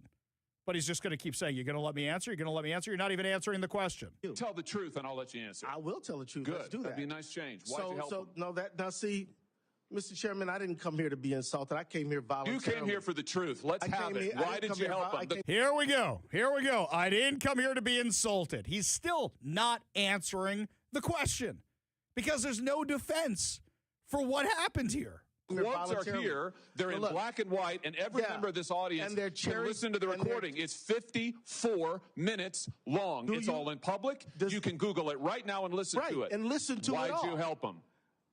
First of all, I didn't help them. You did help them. No, I did not. I certainly didn't. You're saying you didn't do anything for them. You didn't. Well, wait a minute. I already have my team working on this again. That's not you. I have my team assisted with the information that led to the prosecution and conviction of these people. No, you didn't. You didn't lift a finger to prosecute them. No, you did not. You didn't lift a finger to prosecute them. Federal prosecution. You had Whoa. It was a federal prosecution. He said we prosecuted them. Then he says it's a federal prosecution. Then he says we helped the federal prosecution. Three answers that all contradict each other in that one statement right there. Now I'm thinking to myself, well, maybe if this guy's up to his eyeballs in it, is Nick Brown, is Bob Ferguson, or any other Washington officials who refuse to investigate any of the fraud allegations here in Washington? This does not improve from here for Keith Ellison. Yes, you had whistleblowers come to you as early as 2019. You're the one talking BS. Hey, listen, it's my time. Doesn't know what you're talking about, sir. No, sir. You now have encountered the truth and you don't like it. Why'd you take their money? Why'd you take their money? I didn't. You took $10,000. No, that's a false statement. $10,000 9 days after the meeting. False statement. You took $10,000. Here's what happened. They went to your office. They solicited money from you. They solicited help from you. That's also wrong. They came to your office. It was your official office. You met with them for 54 minutes. No, they asked you for help. You pledged it to them, and they talked repeatedly about money. In fact, it's all they talked about. Money. They said, we will put our dollars in the right place. We will support candidates that will fight to protect our interests. You replied, that's right. They said, if you are securing your donor base and securing your power base, you can act the way you want. You replied, money is freedom. They said the amount of money circulating, I'm reading the transcript, the amount of money circulating in our community today is powerful, and we haven't realizing it in a meaningful way. And you said, give me the specifics. And 9 days later, you took $10,000 from people who were then indicted. It's in your reports. Why'd you do it? Sir, was it worth it? You know what? This is a theatrical performance. This is the truth. This is what accountability looks like, of which you've had none. You helped fraudsters defraud your state and this government of $9 billion, and you got a fat campaign contribution out of it. You ought to be indicted. True. Well, that's the truth. I think we've made the point. Let's keep the tenor just for the record. I'll ask how I want. He's lying, and that's the truth. Oh no, this is all on the record, sir. Did you bother to investigate where the money that you facilitated their fraud for, where it went? Do you know where it went, what it was used for? No, he doesn't know. Or he does know. But either way, he did get a campaign contribution out of this. $10,000 worth. And yes, there is a transcript. And yes, there are recordings. And no, Josh Hawley is not cherry-picking any of this. It's an hour of these discussions. Help us. They're on to us. How do we get out of this? I wonder if there's any recordings of Washington officials. I wonder how many other states we're going to find this in. Do you think this is happening in Washington? I think it is. Let me know what you think. 206-421-5757. That's 206-421-5757. We go back to the Warrior Injury Law Studio line. Take a call from Sue in Seattle. Sue, what's going on?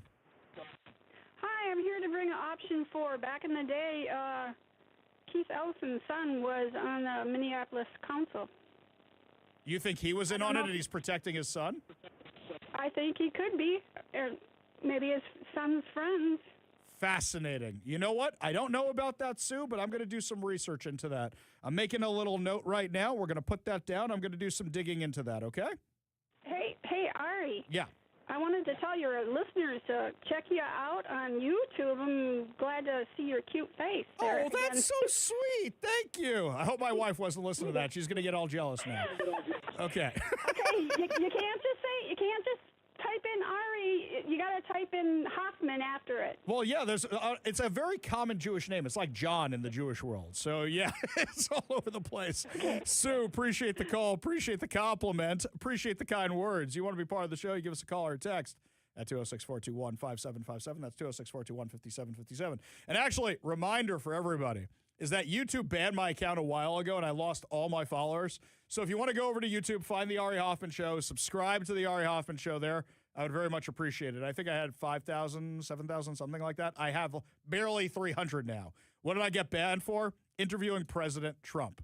Meanwhile, let's finish with this because Keith Ellison still has no answer for Senator Hawley. The fraudulent money?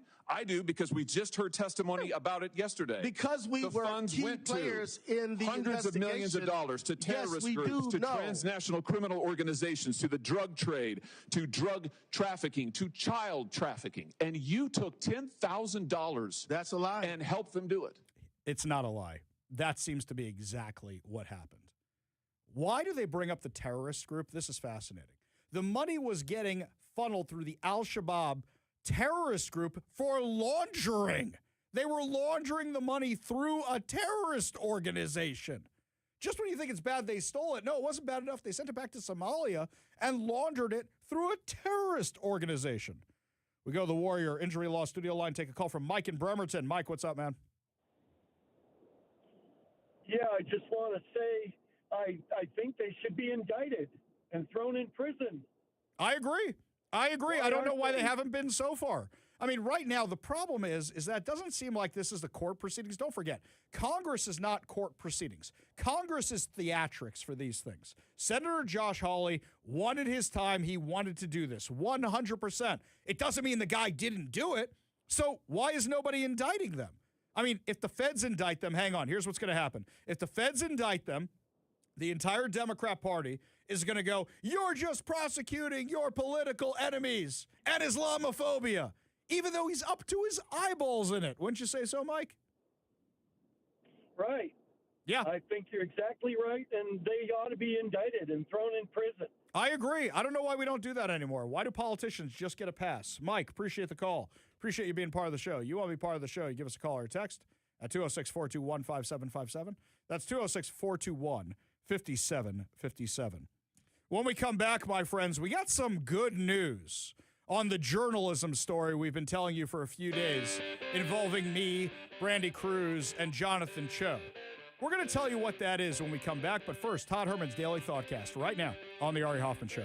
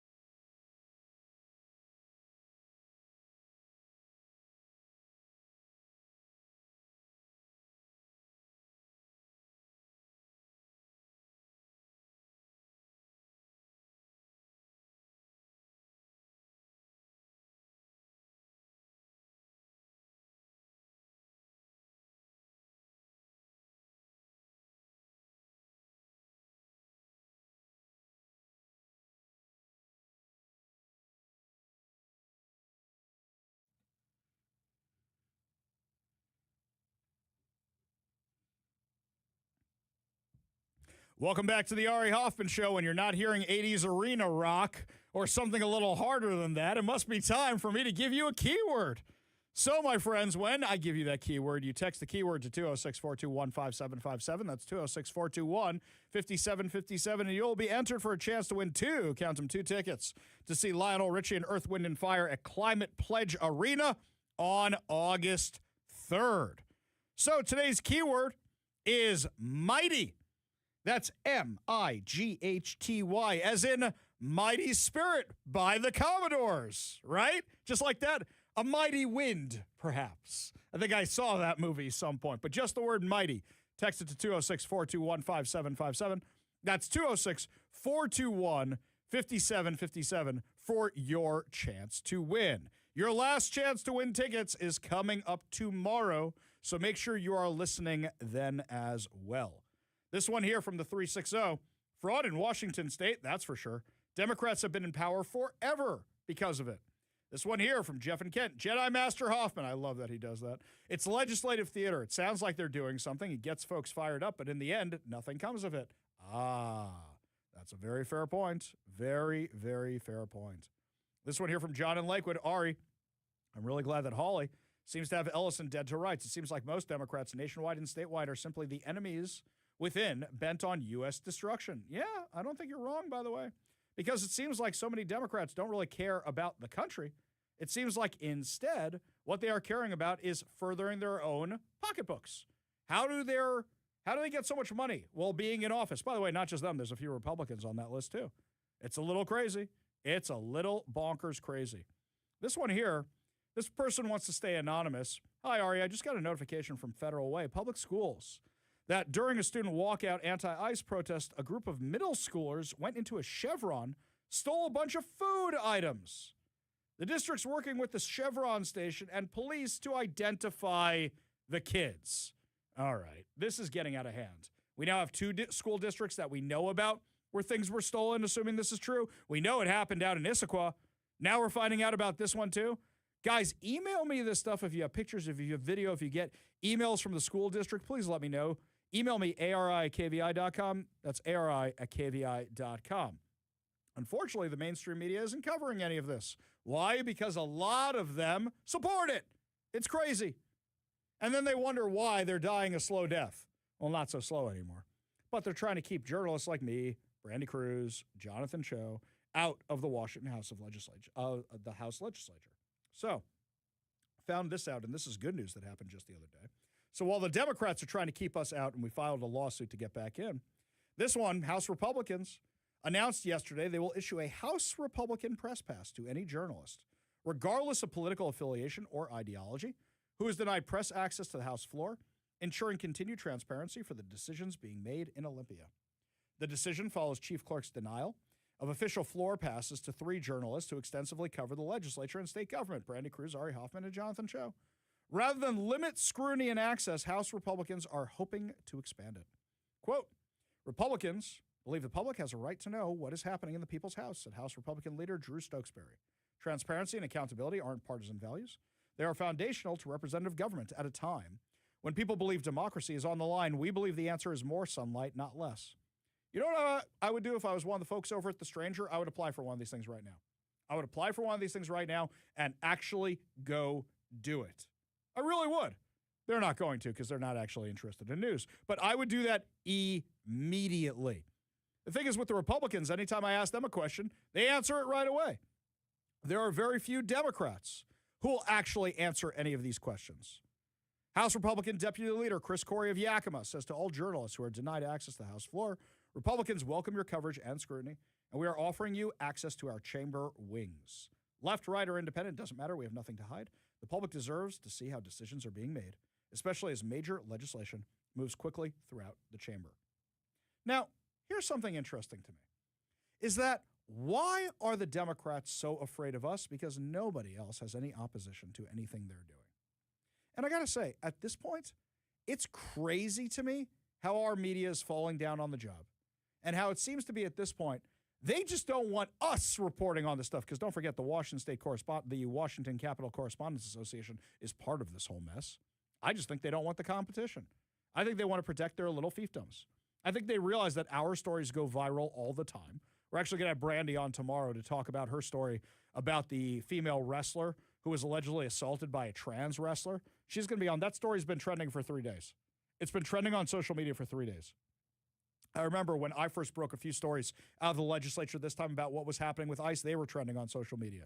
Jonathan Cho does the same thing. And yet, you never see Jerry Cornfield's reporting trending on social media. I think they're just trying to protect their own little piece of the pie and trying to stop themselves from becoming irrelevant. That's my guess. Let me know what you think. 206-421-5757. That's 206-421-5757. We go to the Warrior Injury Law Studio line. Take a call from Armin over at Maury Island. Armin, what's going on, man? Hi, Ari. This is a follow-up to the lady who called earlier and said you were cute and on YouTube and whatnot. Do you think I'm cute also, Armin? Because, you know, I mean, like, I'm married. I'm happy, but I appreciate the compliment, man. Well, I've met you in person, Ari, a number of times, and you know that I'm Armenian, and Armenians are also short. And I self-identify as an NFL linebacker. Oh, and, I want to be paid $8 million a year because that's my identity. That's how I identify. I identify as a 6'5" basketball player. I want to play for the New York Knicks. I want to make millions of dollars playing for the New York Knicks. I think we might be related. What do you say? You know, you stole my line because I used to say I identified as a basketball player. Yeah. Oh, very good. Back to the reason I called before you cut me off for lack of time.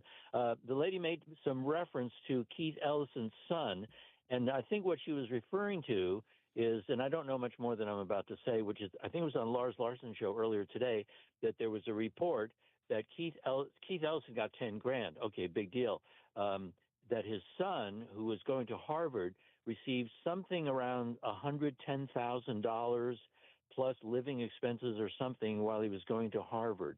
Anyway, that they're family members that got money, way more than the $10,000. Hang on one second. I'm looking at this. I did some Googling during the commercial break. I was going to save this for when we had more time.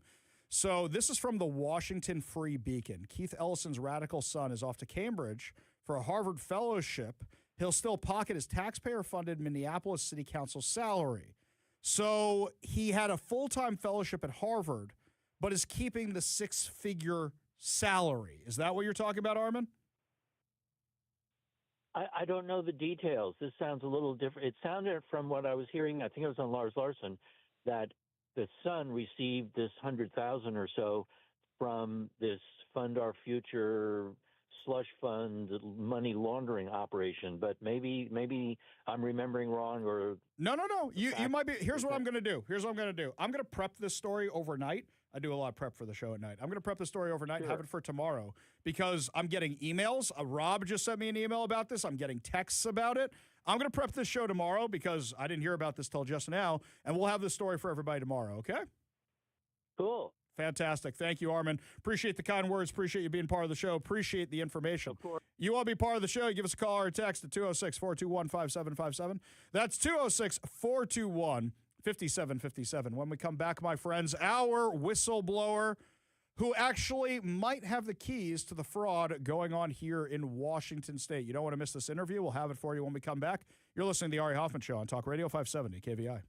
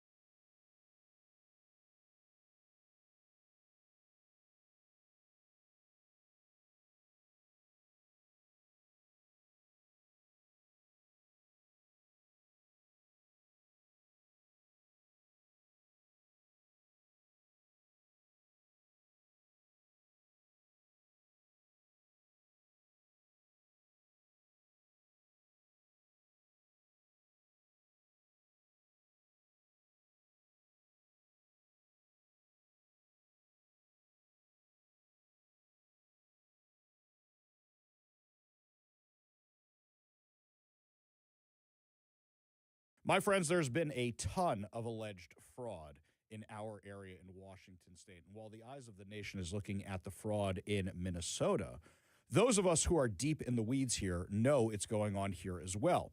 In fact, Washington state auditors have found they're not calling it fraud, but they're calling it problematic spending in some areas or uncontrolled spending.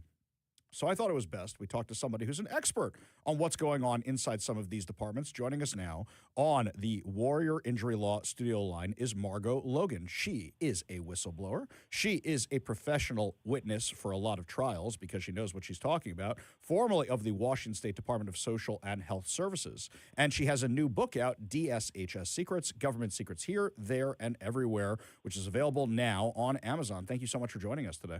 Oh, thank you, Ari. That was very nice. Thank you. Yeah, my pleasure. So why don't we start with this? Do you think fraud is going on in Washington state? Yes. Okay. I like that direct answer. So while you were at DSHS, is there anything that put up your red flags? Well, just working inside my government agency in Vancouver, Washington, there are a lot of social workers who weren't really working. And my big concern now, having gone back out at the end of December when this daycare fraud in Minnesota popped up, I went to check, and nobody is working there in the licensing department. I mean, I'm just flabbergasted. So my big concern right now is how much time theft fraud is going on in Washington state and in how many government agencies.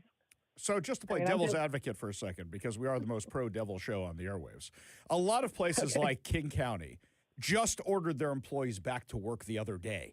Like, this is something where they're still working remotely. Is it you think nobody's working? Is it nobody's in the building? Or you think they have no employees and money's going to nothing like we saw in Minnesota? They're at home. Mm-hmm. And when I first went over, I tried calling for almost 2 weeks to the clerk, whose main job should be to answer the phone. She didn't answer the phone until about 2 weeks later, and I asked her to give me an idea of what her 8-hour day at home looks like. She wouldn't, and then she hung up on me. And I've written letters to the supervisor. I did talk to the regional manager for a brief time until I asked her if she'd been a daycare provider, and she said yes. And then when I asked her when and where, she ended the conversation. I was over there last week for 3 hours, sitting with the security guard, who was very nice, very professional, former Air Force military police. 3 hours. I called. They left messages. I said, I'm here. Can anybody come? Nothing.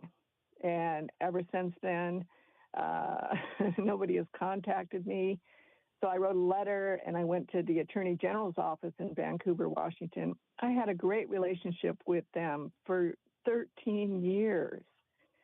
And so I thought, okay, let's see what can happen here. And the reaction from the one AAG that I talked to was to, because I was trying to get some very simple public records so that I could take a look at how much work is actually going on. I can see that if they give me a summary report. And also, too, I had asked for just a few, what we used to call SCRs, they call now FamLink narratives. Nothing. The first one that I asked for, they said it would take until May.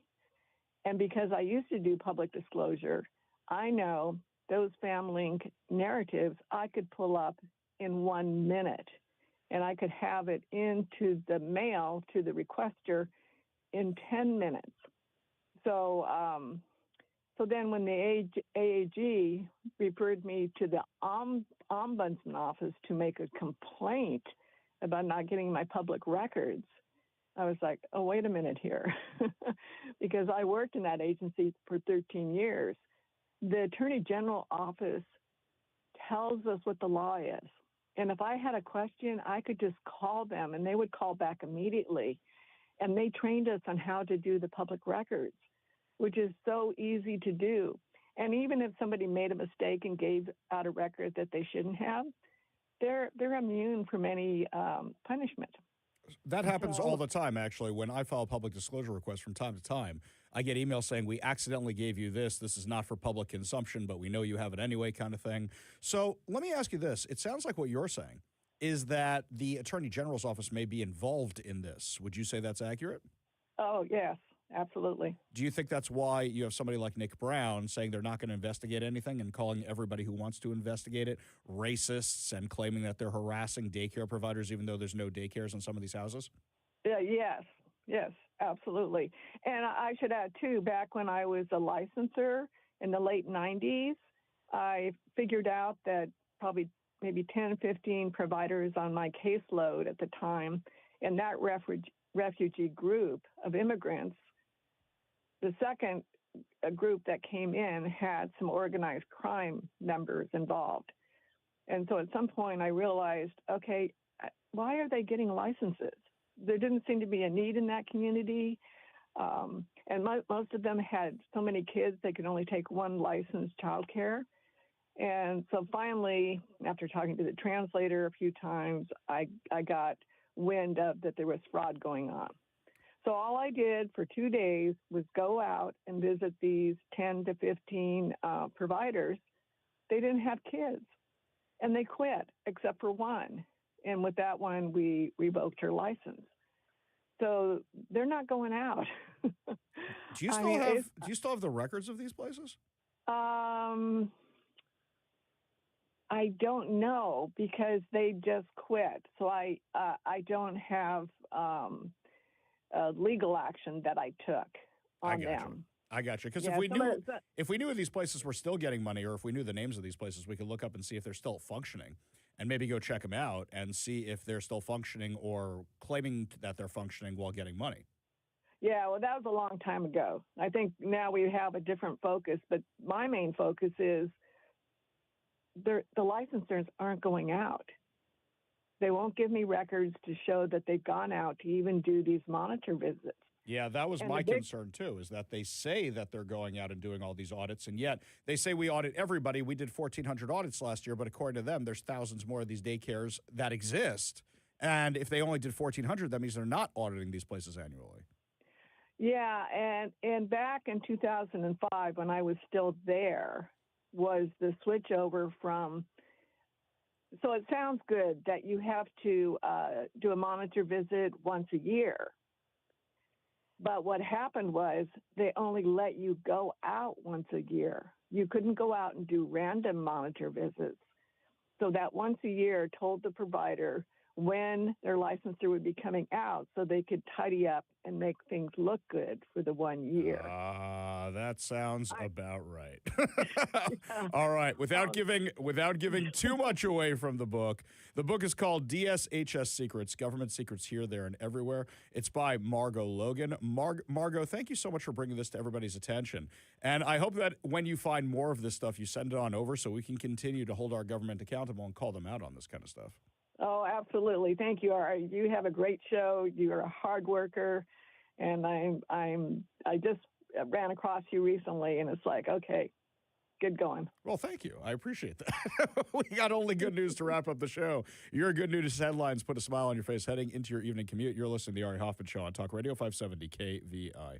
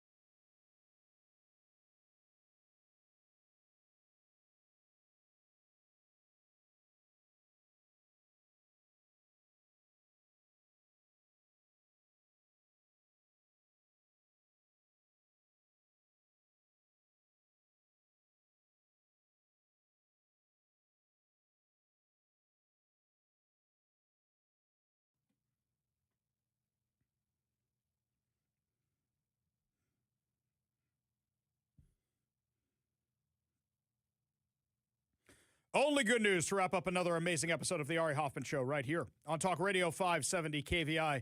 And we have such a low bar for good news in Seattle sometimes that when I saw this comparison between the Super Bowl celebration in Philadelphia last year and us this year, we had 0 arrests. They had 50. We had 0. Now, we did have some property damage because, once again, people climbed up on the pergola, the outdoor covering for an old outhouse, which for some reason is a landmark around here. So people got really mad when I posted that online, by the way. They said, Ari, you're supposed to be the law and order guy, and you're saying get rid of the pergola? I'm saying I don't think the people who did the damage shouldn't be held responsible. Of course they should be. But a truck hit it, and people always damage the thing. Why are we protecting the cover of an outhouse? In fact, a friend of mine said to me, she goes, Ari, do you think there's going to be rioting after the Super Bowl? I said, no. They'll probably just damage the pergola. And guess what they did? They damaged the pergola. At least they're crowdfunding to fix it again. I would just say that, what is it, over 100 years old now? It's 100 years old, yes. Yeah, right? No, 120-some years. Something like that. 1908? 1908 or something like that? Yeah. The problem is, and this is the thing with old-timey stuff like that, even outhouse covers from back then are made way cooler, tougher, and better looking than anything we put out there today. Well, hang on a second. Tougher, I will agree with you on everything. If it gets damaged this easily all the time, I don't think it's that much tougher. Well, it seems to be whatever is in the right, because initially it was probably real glass back in the day would be my guess. But we've broken it too many times, so now it's got whatever cheap stuff we put in cheap stuff they put in it. But it seems like the actual structure itself, which it looks very solid. Steel is like solid. But so you know what I say we do with it? Maybe we take it out of Pioneer Square and put it, I don't know, in Seattle Center, or put it in a museum, or put it somewhere where you don't have the riffraff anymore in the historic place. Whatever. That's just my 2 cents. Anyway, there was this video making the rounds, by the way, about this lady who's trying to use the bike lanes, but the entire parade is there.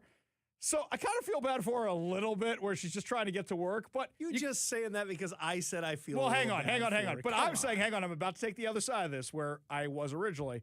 I was walking on the other streets and they were wide open. You could have gone on the other streets and there were very few cars around. So for me, I'm laughing a lot at this little thing. And as I here. told you, I walked my way in on those other streets. Yes. Unlike you, I didn't walk down 4th because I knew it was going to be packed. I went down first.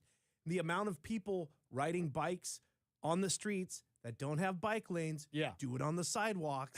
And one of them almost hit my wife. Yeah, that's not good. My wife. And I was like, and she said something, oh, hey, sorry. And he turned around and said, nope, it's my fault. Because he knew he was an idiot. That doesn't happen. Yeah. Well, it does in Seattle. Okay, maybe Seattle. Anyway, here is the very upset bike lady. Look at this Karen, guys. Look at this Karen. She's yelling at people being in the bike lane. Look at her. Hey, every other street's clear. Every other street is clear but 4th. Look at this guy. Look at Karen. What the heck? Hey, you're going to be you better hurry up. I have been trying to get through this crowd. You better hurry up. You're going to be late. Okay, now I will say this. I like the part where she says the sports ball because of your sports ball. She says, yay, sports ball. Yay, sports ball. That's what she says. The guy who's making fun of her, he's not wrong. Every other street was clear. But as a person who rides those line bikes from time to time or the scooters, you want to be on a road with the bike lanes, man. I get it, but you know what? It's way easier and way safer. But you know that she's one of these cyclist activist types. She probably is, but the other thing is I also get the fact that she probably doesn't care about football or sports at all. Yep. She probably takes the same route to work every day. Yes. And she is annoyed by the fact that she has to deal with this. Hey, I would say to her, it is ridiculous, lady, but a lot of people like this ridiculousness. Exactly. And it's going to happen maybe once in your lifetime, possibly twice, whatever. Like, get over it. Exactly. You know what? When there's a detour in my way, do I complain? Of Sure. course. But do I put my car there and go, you will move. You will move because this is a road where my car goes on. No. Yeah. Only the bike people do that. They're their own cadre, the bike lane people. You know what I'm talking about. Oh, I know. You I know know who exactly, they are. yeah. You know who they are. Because I get mad at it's I love this tier where it's like, car driver, bike rider, pedestrian. Yeah. So, and it all trickles down because I don't know how many times walking past or through those bike lanes or them not paying attention to the rules of the signs and they almost hit me. And I'm like, yo, it says for me to walk. Calm down. Yeah. And then it's like, oh, you get mad at the cars when they break the laws, but then you break the laws and you get mad at a pedestrian. Also, like, for the cyclist people, come on. Decide. Are you a bicycle or are you a car? Right. Pick one. You don't get to be both. Otherwise, I'm going to start deciding that my V8 Charger identifies as a pedestrian, and I'll get places a lot faster. Guarantee you that. Yeah. Anyway, my friends, I think we might have a handful of spots left for Stake of the Union, so head on over to KVI.com right now because we might already be sold out. That's going to do it for us today, but we will be back tomorrow with more insane stories, more exciting guests, and our last giveaway. You've been listening to the Ari Hoffman Show on Talk Radio 570 KVI.